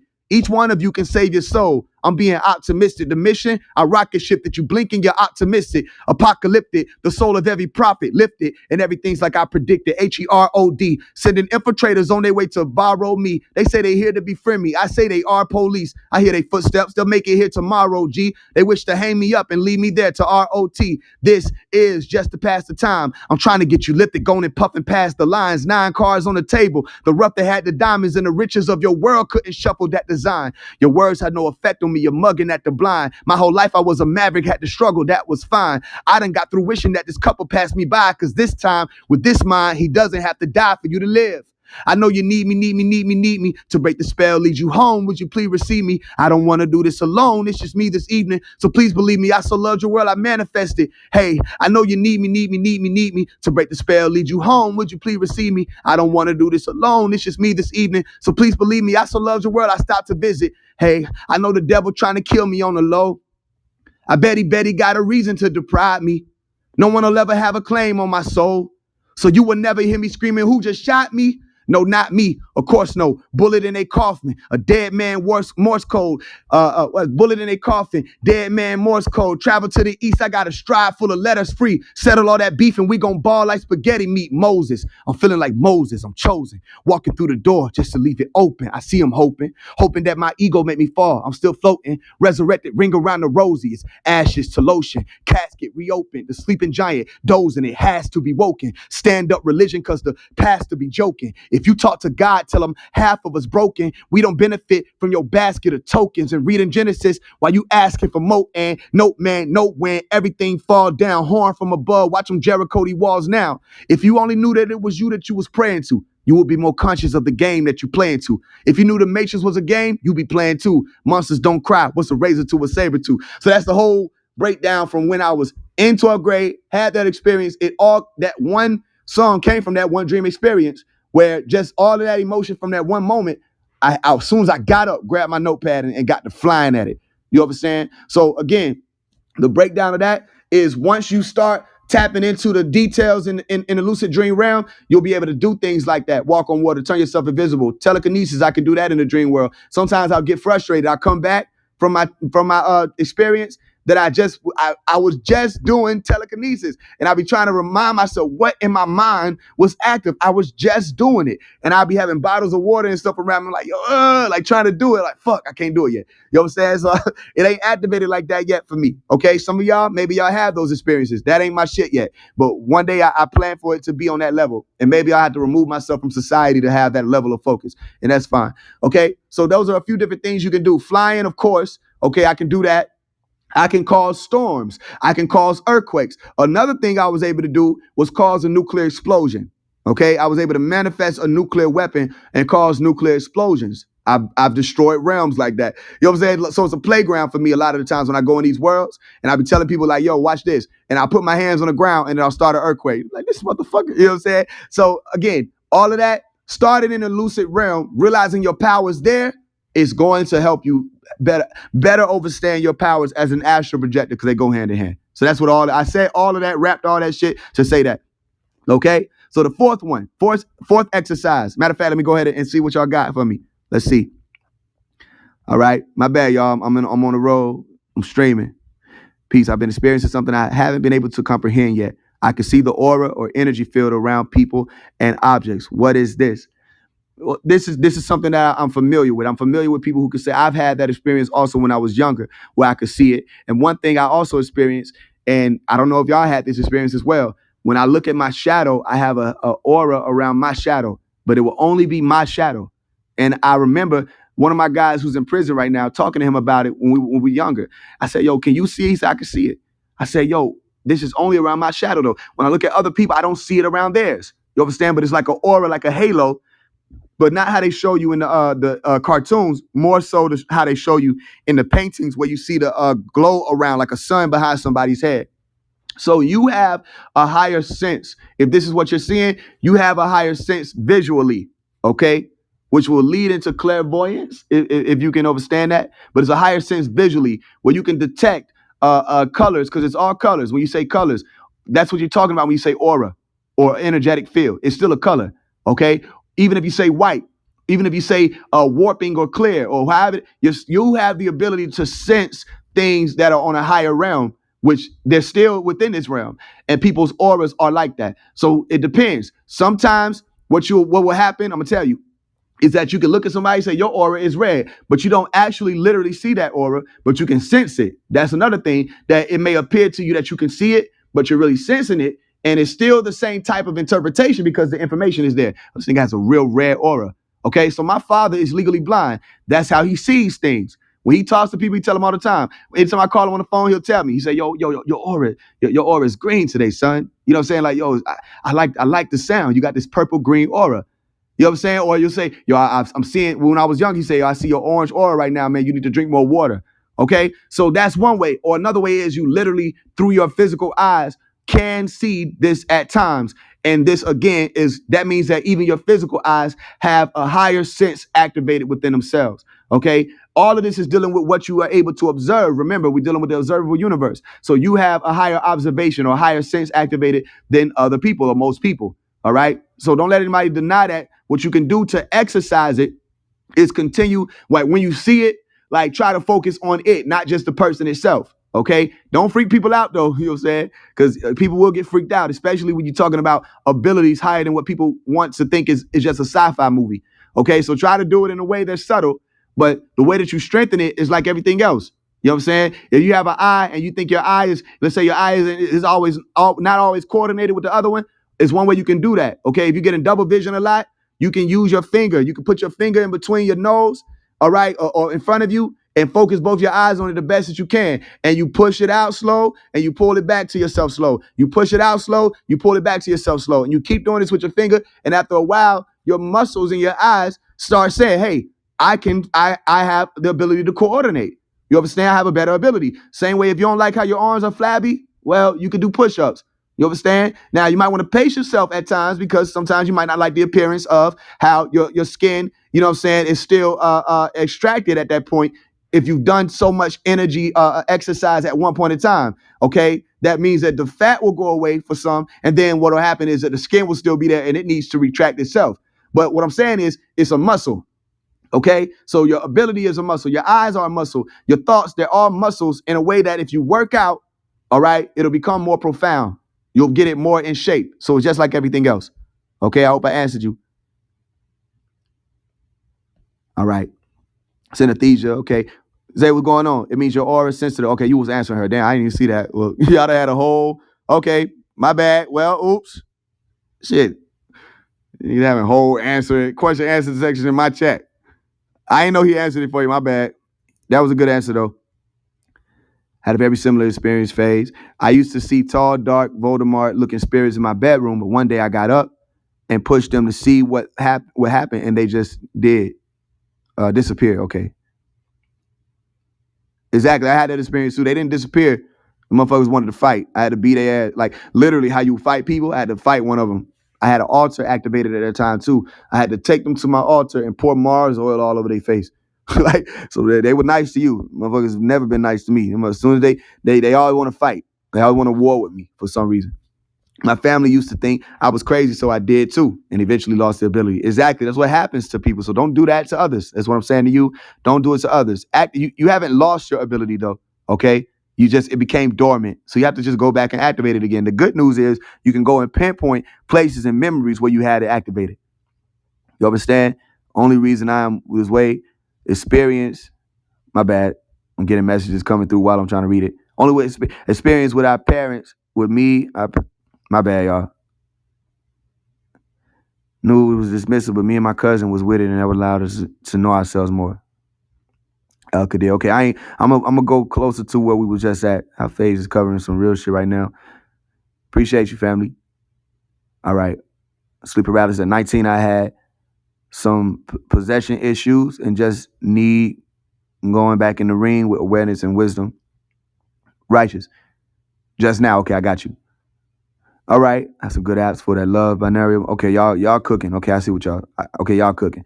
All right, and I appreciate y'all. I see the bars. Had a dream of a being with the sun in their face. We never spoke a word, but communicated through our mind. Telepathy. I know you know that. They seem to know everything, and we converse in volumes about everything. How do I get back to them? I was 5 at the time, and now I'm 26. You asked them to come back. Now watch this. Sci-fi, if you're still here. Astral projection is a key with that. If you want to get back to, excuse me, not astral projection, lucid dreaming is a key with that. If you want to get back to communicating with them, lucid dreaming, all right? When you go in your dream, I'm gonna tell y'all what I can do. Let's say I'm missing somebody, okay? And you can do this too. And I'm not in contact with that person or they're not here anymore. And I want to see them. I just want to talk to them. Let's say it's an ancestor or whatever. As long as I have the idea in my mind of who they are, I can summon them because they still exist. All right. I summon that frequency of them, everything that they are. They'll have clothes and everything on when they pop up. Okay. And I can talk to them and ask them questions and laugh with them. You know what I'm saying? And sit with them again. So the lucid dream realm, another thing, I'm glad we having that conversation, sci-fi. It allows for you to summon people. All right. Call on people. If you want to sit and talk with Jesus, I'm telling you, you can. Now, whether that Jesus appears white or however that is, that may differ based off of what the image of that being is in your mind. All right. However, our moves will appear. You can talk to him. Okay. God will appear. You can talk to them or him or her or whatever essence of it is holding in your mind, it will appear. As long as you, again, remember that because it's an idea, because it's something that exists in your mind already or some sort of image or whatever, it does exist. Okay. So let's say you want to have a conversation face to face with Christ and you tired of just talking to your pastor and okay, well then you call on Christ and you talk to him. Christ, what do you need me to know? You understand? And you have conversation with one of your ascended masters. Okay. Now it might appear however you need them to appear. Okay, because remember, energy, it takes different forms, but he'll appear. I'm telling you that now. Okay. You want to talk to your grandmother, ancestor, which I've done myself. All right, you talk to her, you call on her. You think of her name. I want to see you. Now, it takes some practice. Again, for some, it may take more. Others, it may take less. But after a while, you get from going to, you try to call on a person and this other person pop up. Nigga, not you. It is you move like this person. Then another person. I wasn't talking about you. Move. This person. And then it finally appears as who that you need them to be. It happens like that sometimes when you first starting off. But then you get to a point where it becomes so clear. As soon as you get there, yeah, I want to see this person. They pop right up. I'm telling y'all, that is a power. All right? Because people still hold their frequency and they'll tell you the truth. You can get information. You think you're being cheated on? I'm giving y'all some game right now. You think you being cheated on, you can ask the person. You know what I'm saying? They ain't gonna tell, most of the time they ain't gonna tell you in what you call real life. All right? People don't want people feelings to get hurt. You try to protect them from the truth, all this other bullshit. Okay, you call on them in your dream world. Watch them people tell you what's going on. They'll name names, all of that. I've had this happen is why I'm saying it. It may not happen the same for you, but I'm telling you, it's happened for me. They name names, they tell you situations and scenarios.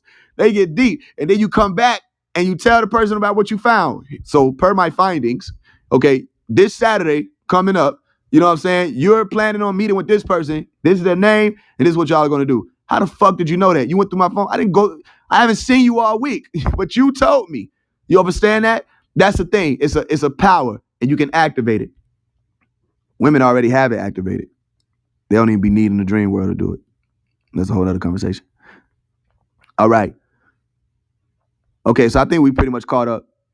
I got you, Micaiah. I got you, Pharaoh. I got you, Sci-Fi. Okay, cool. So I think we're landing on the end of the lesson. Okay, it's a great build. We have, after the lucid dreaming, I say focus on standing up during sleep paralysis. And I put a note there that said this is much more advanced than the other techniques. Okay, because remember I told you we'll get back around to it that most people, they talk about these experiences with sleep paralysis, but they always talking about these dark beings. It's not the only experiences you can have. You can have multiple types of experiences, and you don't have to just deal with these dark beings. But what I learned that most people do, and it allowed for me to see even younger when I was, however the fuck old I was, 2015, 2016, I had to be 17 years old. I think I was 17 years old. Okay, so I was having the experience then. I said, yo, I'm encountering light beings in sleep paralysis. Why are people not telling me about that? So I came to Clubhouse and told people about it. I said, it's not possible. You can't have, those are this type of dimensional beings. They can't do that. I'm like, what the fuck are they talking about? Why would they say that? like, there's no way that they actually having these experiences to be able to tell me that. So then I had to identify and say, okay, cool. Well, then they're only speaking from their experience, which means that I haven't met anybody that has told me about having light being experiences or encounters in sleep paralysis. Does it exist? For me, it does for real. Now, for other people, maybe some of y'all had it, but for most people that I've encountered, they talk about having negative experiences in sleep paralysis with dark beings. Okay, so again, it's not that type of experience. That's why I say it's much more advanced that you only have to have. But if you're comfortable enough to take this note, then focus. If you have them type of experiences, try to focus on standing up, okay? Because sleep paralysis and astral projection look like they right next door to each other. They wave at each other through windows and shit, ask them how they doing. They right there. You understand? And that's when you learn that you can stand up during sleep paralysis and astral project. I don't care what nobody telling y'all. I'm telling y'all this is true. Then you start realizing, oh, okay, I don't even have to be paralyzed for real. That's just one of the stages that I go through in sleep. My body is responding to a stage of sleep that's already programmed to do. I can still travel though. You understand at that point, or access information, or tap into certain degrees of knowledge that are accessible whenever you're passing through those gates. Okay, so that's one way that you can activate the astral projection to just stand up, focus on standing up during sleep paralysis. All right, and it'll allow for you to walk around or jump up and fly or whatever it is. But again, it's best to remove negativity the best you can. And the more you get into this for whoever I'm talking to, it's best to continue to remove them. All right. Now, I'm telling you this from someone who has both sides of the experience. So I'm hoping that you choose the sides of my experiences that will allow for you to have better experiences than the ones that I had to go through that were not pleasant because I didn't listen. I was hard-headed or stubborn and thinking I could do what I can do, and which I can. But then I had negative experiences, like most of us have in our lifetime. You understand? But you don't have to do that. I'm hoping that you choose the positivity and remove things like pornography, remove things like, you know what I'm saying, excess masturbation and all of these other things, negative indulgences, negative music. heavy foods, all of these things. Just work on it, okay? Work on yourself. And if you fall back and you relapse or whatever the hell the people call it, don't beat yourself up. It's another thing I try to tell people. Don't beat yourself up. Okay, we all here, we learning, we're babies, we fall, we trip up, we slip. Okay, don't beat yourself up. Just don't be complaining and screaming and scared when you have these experiences. That's when you stop having fear of why is this happening. And you know why it's happening. I told you why it's happening. Okay, so then it just better prepares you for the realms like this we're talking about. So we got 3 more to talk about. Set intentions. That's a quick one. Okay, that's very clear. Set your intentions. Why are you about to astral project? What do you want to figure out? What do you want to do? You want to travel? You want to go to the stars? Okay? Because if you set your intentions as you going into the meditative state, then what'll happen is you're already preparing your body for what is to expect, the astral body. So as soon as you jump out, you should be going up.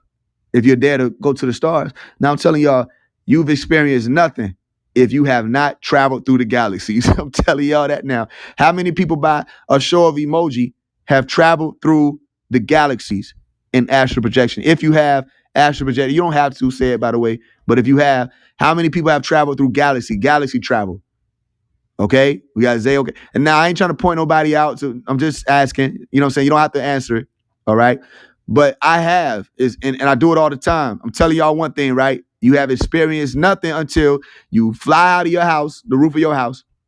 Okay, you fly into the clouds, and then you just keep going, and then you can look back at the shape of the earth. Hint, hint. It's not no pizza. You know what I'm saying? Like, that's just a hint. The shit is almost as round as they show you on the NASA pictures. Okay? But that's neither here nor there. We're not gonna do flat earth tonight. We will do it one day though. We will break it down. And I'll explain to y'all what's going on with that. Okay. But I fly out, I can look back at the planet Earth. And then I keep going though, because what's the point of standing around the earth? And I fly, I just keep going, and I'll dip through stars. And the faster you travel, you start being able to see this whirring, circular, vacuum type stuff passing through you or around you. It's just amazing. And you go to these different star places, and it's bright, purple, pink, green, all these different colors and planets that you're passing by. And it's just amazing, y'all. So again, I want to make sure I point out the blissful stuff of it too. It ain't just, again, there's a lot of positive stuff with this that you can experience, and you're connected to your body. Don't be afraid. All right. You're connected to your body, and you have an intuition that tells you when it's time to return. Okay. You connected. You have an etheric cord that connects you. So when you want to come back, it ain't like you always got to fly back and like, oh shit, where the fuck was I at? Where was the earth? It ain't like you need GPS. You're connected to your body. Sometimes all you gotta do is snap yourself back. You can travel back to your body faster than you astral project out to wherever you went. But I'm telling y'all, nothing like it. You experience that, it's a whole different ball game. You come back and it's like sometimes you'll be breathing hard. I had those experiences. Or sometimes like, whoa, you want to go back. You know what I'm saying? But then again, I have to let you know the other side is that if you aren't clearing out certain frequencies from around you, it'll prevent you from being able to rise up sometimes. You'll try to fly up there and you'll be too heavy, okay? And you won't be able to leave the atmosphere, all right? I'm telling y'all this. This is the reality that I want people to understand, because if it's happening like that with the astral body, it can also apply to when you cross over that threshold of life into what you call the afterlife. And that's important because, that's a whole nother conversation of where you talk about heaven and hell. The astral body that I'm telling you about has the ability to access the galaxies beyond Earth or the heavens. And it also has the ability to be pulled down into or experience or access the lower places within the realm of Earth, as we call it. And that's what you call hell. All right. They call it different things in different religions. Now, if all these religions are talking about it, they didn't call each other up on the phone and say, hey, y'all want to come up with a lie together? Somebody knew. Somebody told them that there were levels beneath the earth. Okay. And that they operate in different frequencies beneath the earth, the same way I told you on top of the earth, the surface. All right. They operate in different frequencies on the surface as well. Different realms through astral projection. You go through different realms and they start appearing different. It's the same way when you go beneath the ground. So don't let anybody tell you and just believe them because it sounds good that hell doesn't exist. Even as someone who does all of this, why do y'all think I bring it around to certain things like that? Because it's still accounted. Okay, it's still accounted for. I've been to hell, at least one of them. All right, and I heard people there. But I've also been to heaven, multiple heavens. They call it the heavens. All right, in the beginning, God created the heavens and the earth. Okay, the galaxies or the stars, I've been out there too. I've been to other planets, you know what I'm saying, where there were people there. They wore t-shirts and regular clothing. They had a tree. One of the planets I went to, they had a tree in the center. I don't think I ever told nobody this, but they had a tree in the center of it. It was a black tree. And this is weird. I'm gonna try to explain it. But the tree was pitch black. Okay, it was a nice planet. They had like it looked like Wakanda, but it more so looked like New York than Wakanda. But I'm talking about the type of technology that the buildings were built off of. Okay, like the smooth vibranium type technology. That's what the buildings looked like, and it was dark out. So wherever I was at, it was nighttime, or they had some sort of atmosphere that was working differently. But this tree, they were telling me that that black tree was where the light came from. So it wasn't like they had a sun, they had light that would come from that tree. So it was a source of light. All right. Now, I don't know if it was an actual tree, but that's what it looked like to me. So I'm just explaining to you what it looked like when I was looking at it, like a big ass tree. It could have been a light pole. I don't know what it was, but it was emitting light, but it was black. So it was like, it was weird to me because it's emitting light, it's black, but it appears that it's nighttime here, but I'm still able to see everything.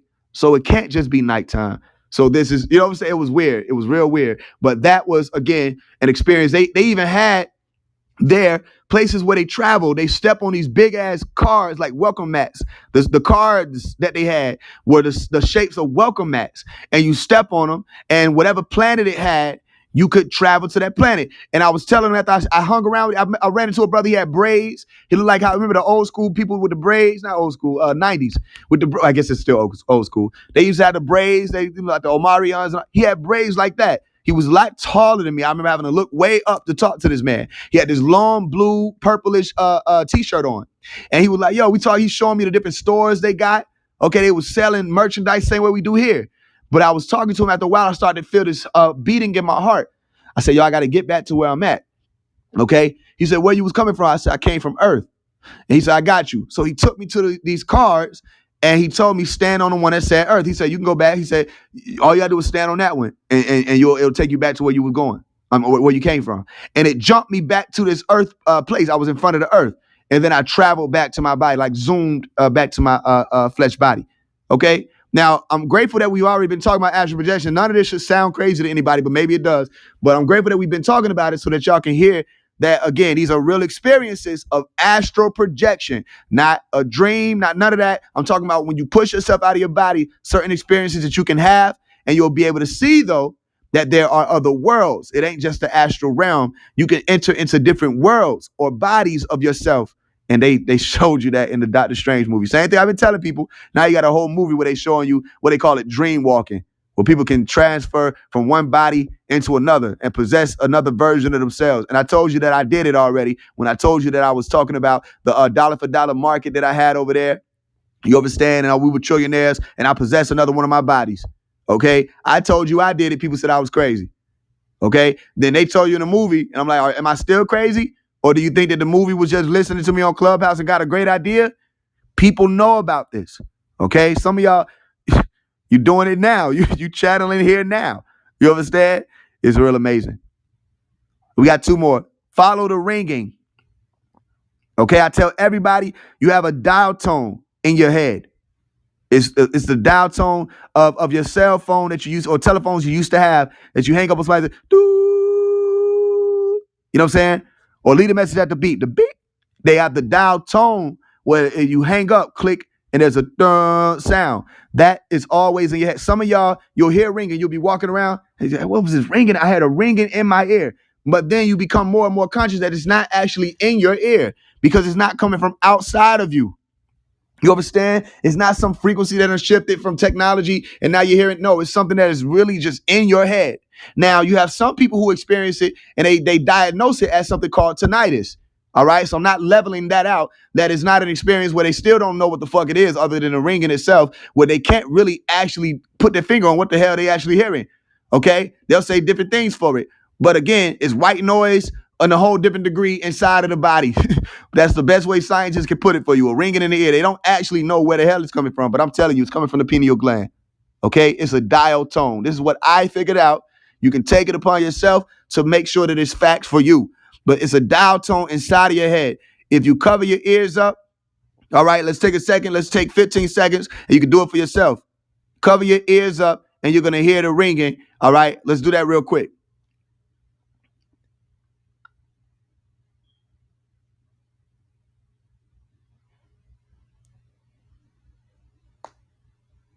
Okay.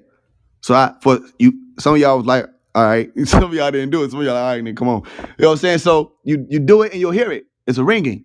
Okay. That ringing that's there, that's a tone that you can always tap into. So I tell people, put yourself in a quiet environment, a closet. Notice that they'll tell you that in the Bible. They'll say, go when you pray, go to a private place, or like they say in the closet.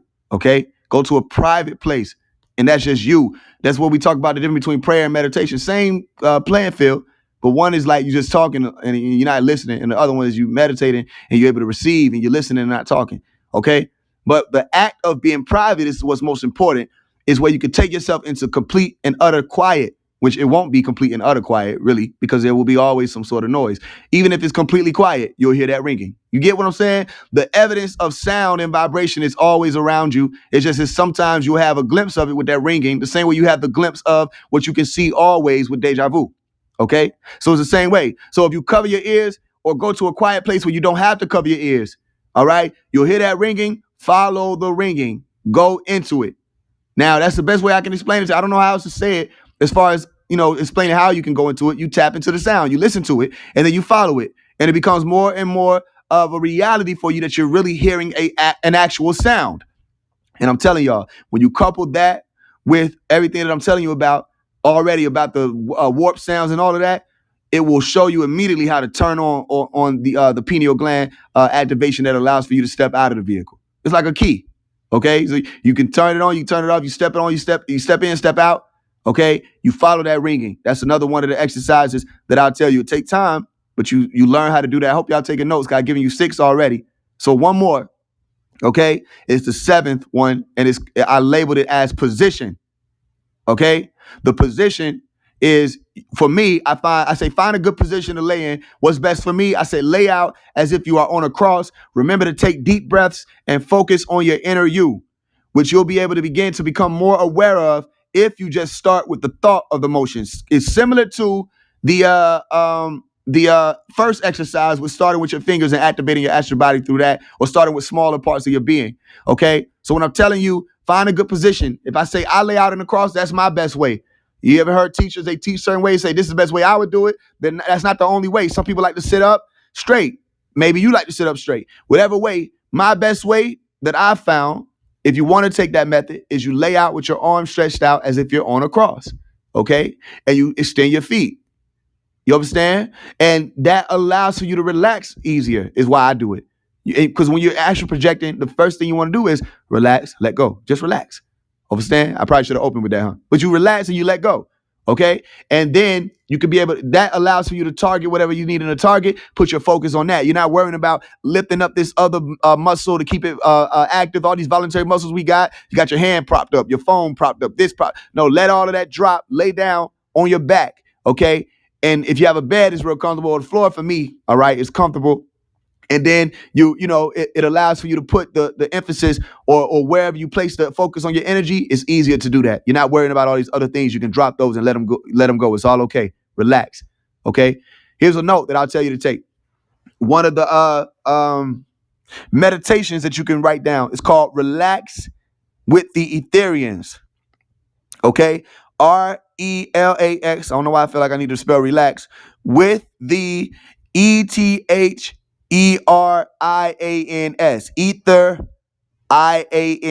Etherians. Okay. So you relax with the Etherians. And this is by Malachi York as well. And he also shows you how to relax and let go. So this could help you prime. You can put this on loop on YouTube. On computer, I know you can loop it. I don't know if you can loop it on your phones, but if you have a computer, you can loop it. If you download it though, you should be able to loop it on. Well, actually, I still don't know if you can loop it on your phone. Some of y'all might know how to do that. I don't know. It's not something I've done yet. But you put it on the computer, you can loop it. Okay, and it'll take you through. Another one that's real good is The Wind and I. If you write down The Wind and I, it's also by Dr. York. Okay, all these I'm telling you. The Wind and I.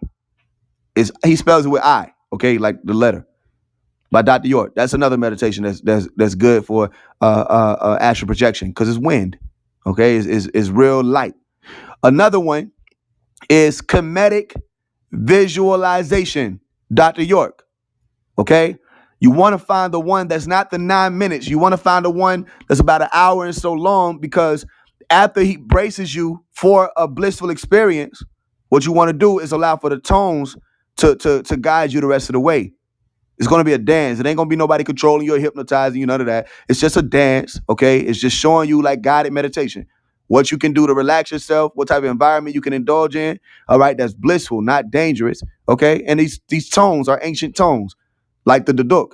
It's an ancient Egyptian weapon, not weapon, ancient Egyptian instrument that allows for you to be relaxed, okay? So so I think I gave you three. Let me give you one more.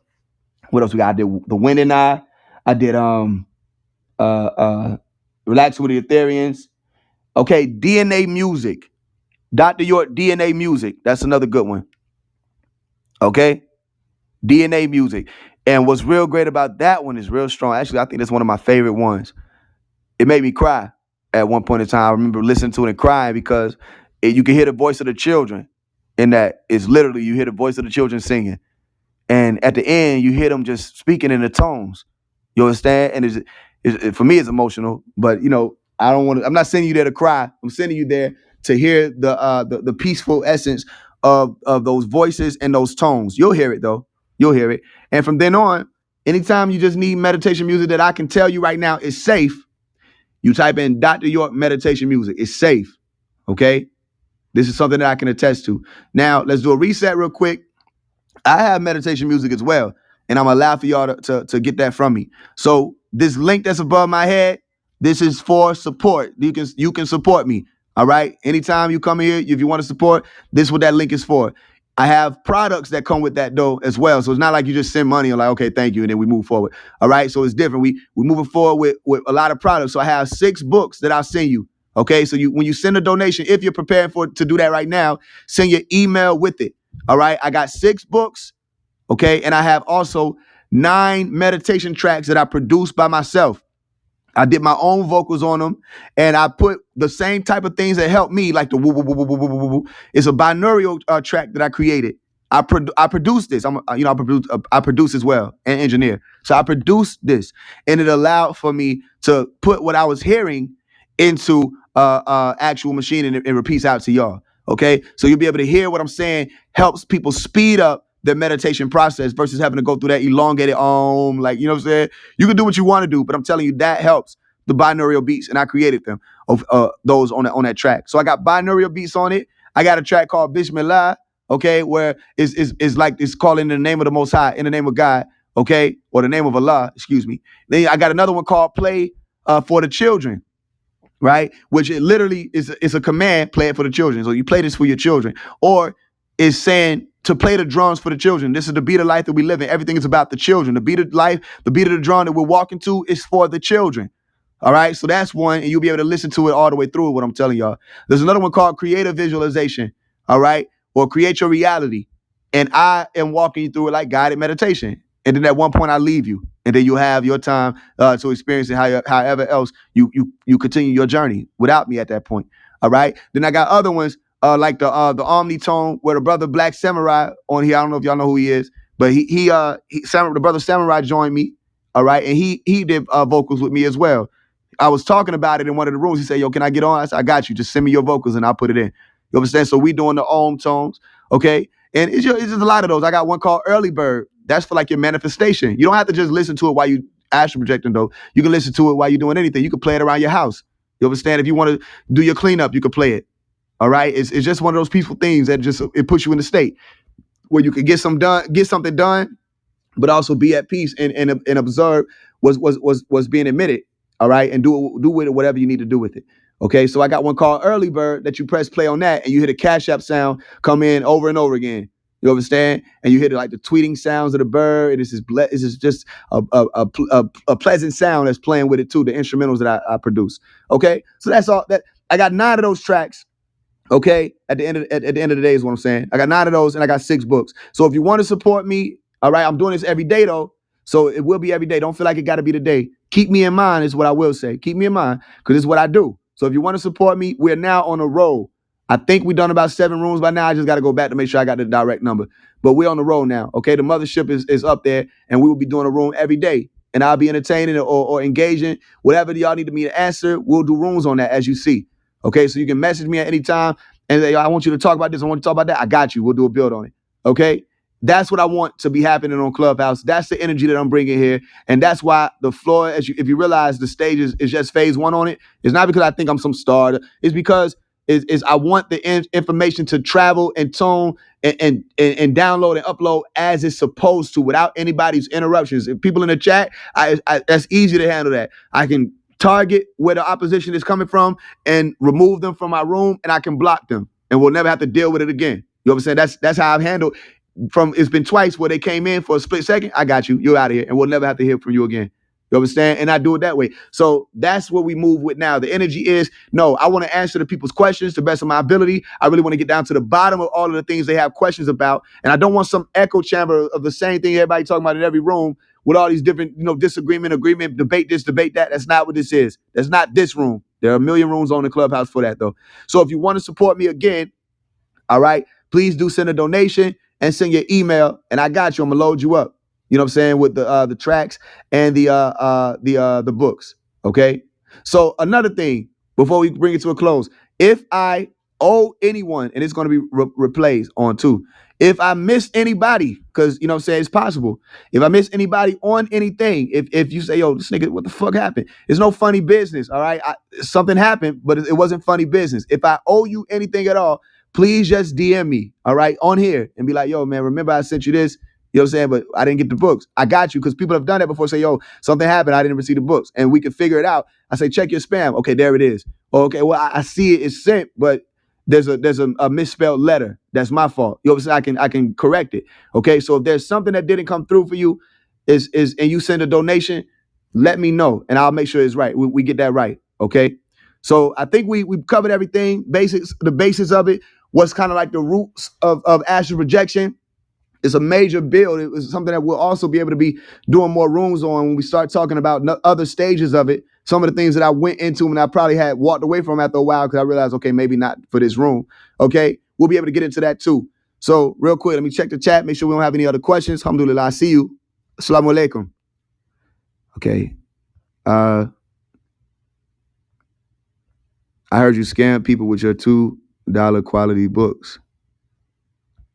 Oh, okay. Well, then that was for you then. For whoever, okay, if you're saying that, like that's if I owe anybody something, then they, you know what I'm saying? Again, all they have to do is reach out to me. You know what I mean? I'm not scamming anybody. This is something that I'm helping people with. And people have bought multiple books of mine. And who else is saying, yo, you can send $1 in and I'll give you 6 books. You know what I'm saying? I'm not talking about $2 quality. If it's $2 quality, when I'm telling you, you pay less than that. You know what I'm saying? Who else? So for anybody who's saying that I scammed them for $2 quality books, tell them they didn't have to pay $2. They could pay the least amount that the Cash App allows, and that's $1. All right. And they can get 6 books. And I'm not just doing books. I got 9 tracks of meditation. You understand? I'm gonna let you pass, whoever you are. I ain't gonna, get rid of you, because I'm gonna give you the benefit of the doubt that you really just heard that and you want to just bring it up, you know what I'm saying, to me to bring it to my attention. I'm gonna let you pass on that. But again, it's not something that is a scam at all. People are getting their books, people are getting their information, and people are coming back with questions. I never said these were Bible books. I never said these were books with 1,000 pages in them or anything like that. But people, again, they buy multiple books. If you recall, though, I don't know who you are. Remember, I started in August 4th of last year. You understand?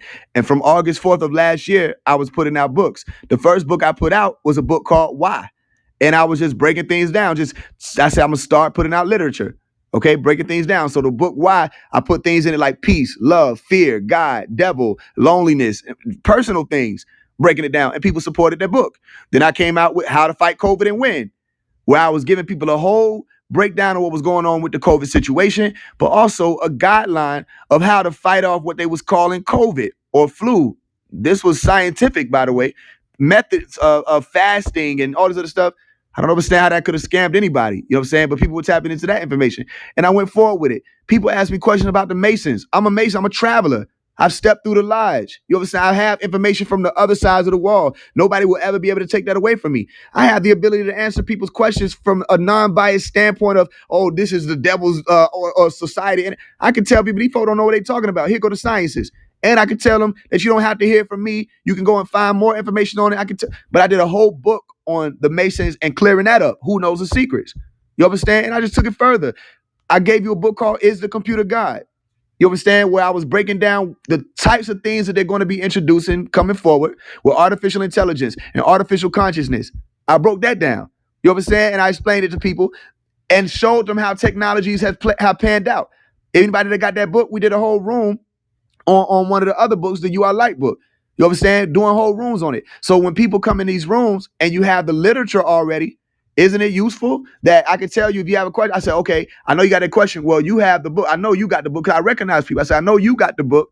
What you can do is go to the You Are Light book and read this part, and you'll be able to have more information on that. So now it's amazing because this ain't some phase one came and sold some pamphlets and dipped off. It's now, look, we have the literature out here already flowing with so many different pieces of information in it. Okay, we got that already out here flowing. And then we're having classes where I can send y'all to go into the literature that I have and say, go and check this out again. If you haven't read it, this is the one you need to read then. Okay, that question, I understand why you asking it, but do you know that it's in this book?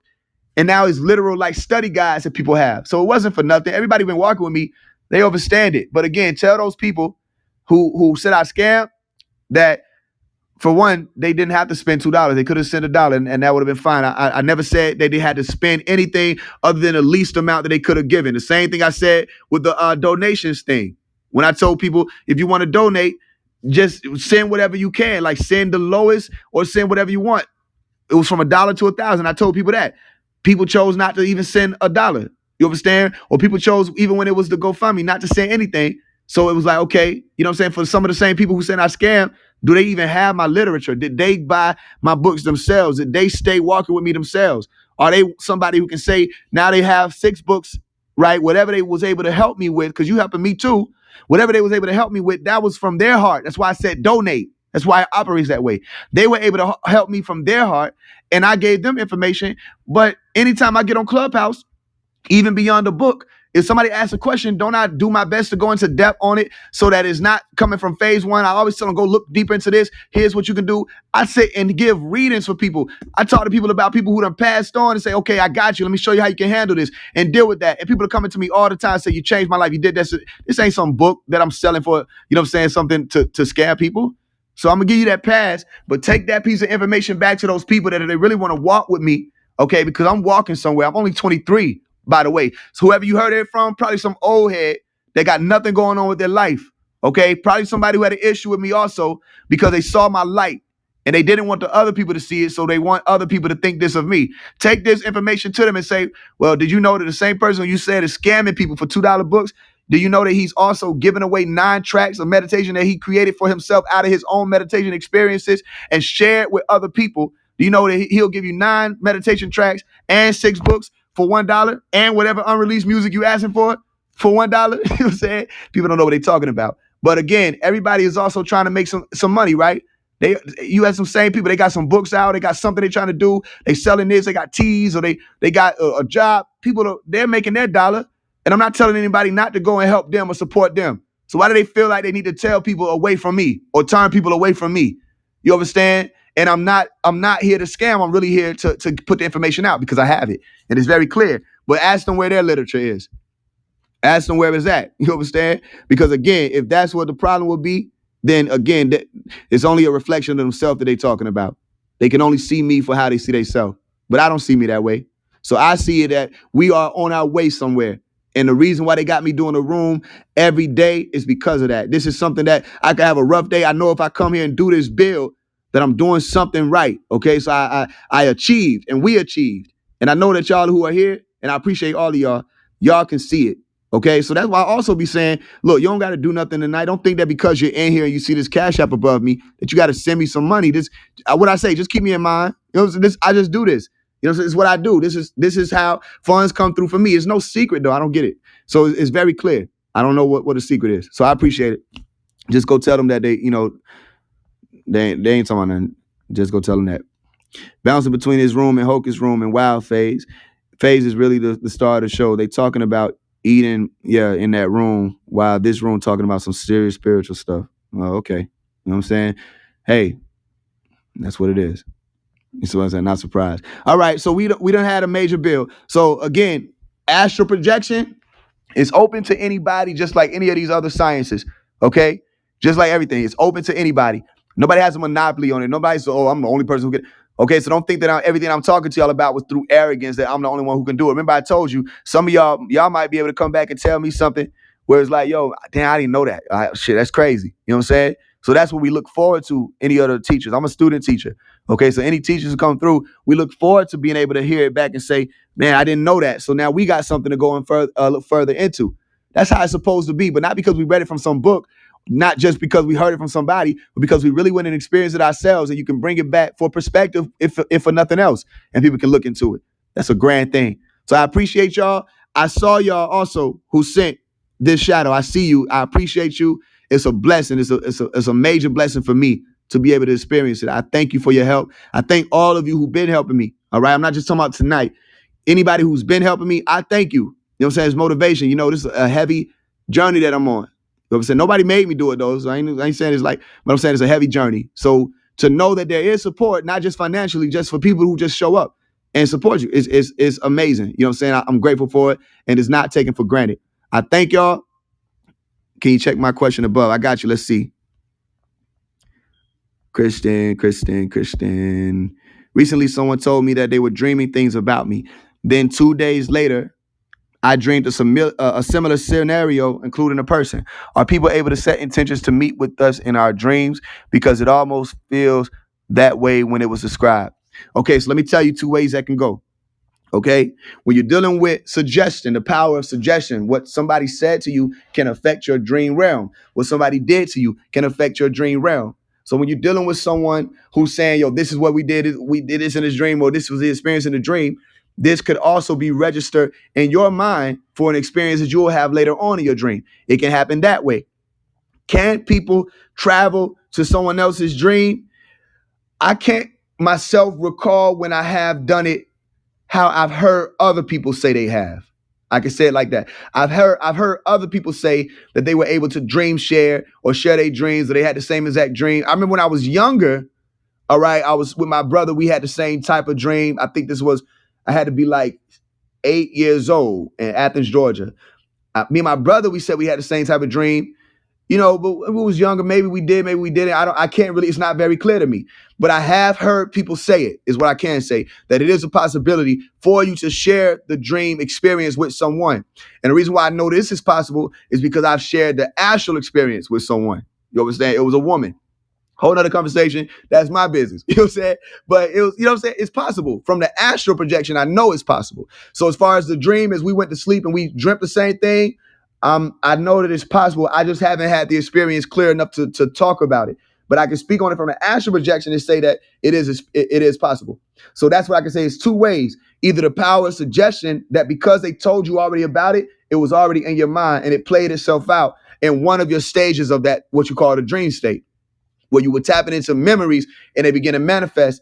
And it happens like that from watching movies or listening to songs or being around people or missing somebody and all of that. It's possible. You understand? But then there's another side of that that can say that people do have the ability. Now, I'll say this.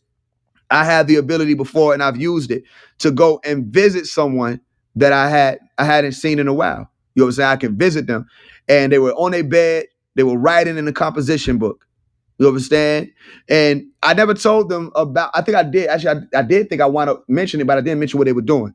You understand? I don't be wanting to scare the fuck out of people either. So I mentioned to them that I traveled and came to see them. You understand? So when I did that, I was able to find their like the same way you put in GPS, their address. I thought of their address. I thought of where they were, the location that I know they are, and I was able to travel through it somewhere in Atlanta. I traveled through it from where I was at to the their it's apartment complex or whatever that is. Yeah, this apartment complex, townhouses kind of. All right. And I was able to see them. This was about 2 years ago. And I was able to see them. And I traveled up to their bedroom window and they were writing in a black composition book, like a diary. I don't know what they were writing, but I could see them. You understand? So that, again, it shows you how people can interact with each other through these different frequencies, and the dream world just being one of them. But for right now, I just don't have enough experience to build on how that the actual dream. I know what you mean when you say dream is operating, that people can have the same exact dream. I don't have enough experience to speak from it, but I know that dream sharing is possible. I know that for sure. He said, okay, because I might want them to stop. I don't blame you. You know what I'm saying? It's a lot of invasion of privacy that happened with astral projection, by the way. Just letting y'all know that now. It's a power. To whom much is given, much is required. With great power becomes great responsibility. You know, all the Spider-Man and ancient shit. So it's just a lot of that you have to be also cautious of that. You know what I'm saying? You don't want to overrun yourself with stuff like that. You have to have discipline. Hope y'all hearing me. You got to have discipline, especially when you find out, wait, I could really do this. Yeah, you can really do this, but you have to have discipline because some beings, they'll be around people and you don't know they was around people. So you done walked over here, you done say, I'm about to go see about this person. And you go see about this person and you don't know they got people around them looking like, who the fuck are you? What are you doing here? And it's guardians of theirs. You understand? And you got some people who, they don't like people to see into their world. And they got people set up that will attack you if you do that. You know what I'm saying? You just got to just be cautious. I ain't trying to scare nobody. Just be cautious because these are things that I've experienced. All right? Be cautious of that. And notice that most of the time when I'm dealing with knowledge and information, I'll really only build on something that I experienced myself in some way, shape, form, or fashion, or I have a knowledge of it. What I can do is I could take note of the dream sharing for you, Kristen, and come back and do a build on it based off of whatever information I put on. But that's the same thing you can do. You know what I'm saying? But I can do that. You know what I'm saying? And I'll take note of it, and maybe we'll come back and do a room on it because you can do the same thing. All right. So that's where we at. I love y'all. We are about to enter into, for me, 2 a.m. Does anybody else have another question before we close the room out? I think that was a major build. Caleb, you present, bro? If not, family, I got it saved. I know you had this question, so I got it saved for you. We're gonna put it on replays. Actually, I see you. So I hope I answered a lot of your questions. But Kayla, you got my number, family. If you got anything else that you want to ask about this bill, you can just text me anytime. You already know that. Peace, Zay. I appreciate y'all, man. For sure. You got it, Micaiah. You can ask me. All right. So again, send your topics if you want me to talk on something. DM me, be like, yo, can you touch on this? Can you touch on that? I'll do a build on it. And if, let's say, people come with different topics, maybe I'll be able to merge it into one build and we talk about it all in one of these rooms. You know what I'm saying? So I thank y'all. I appreciate y'all. I love y'all. And we are landing the mothership for now. Peace.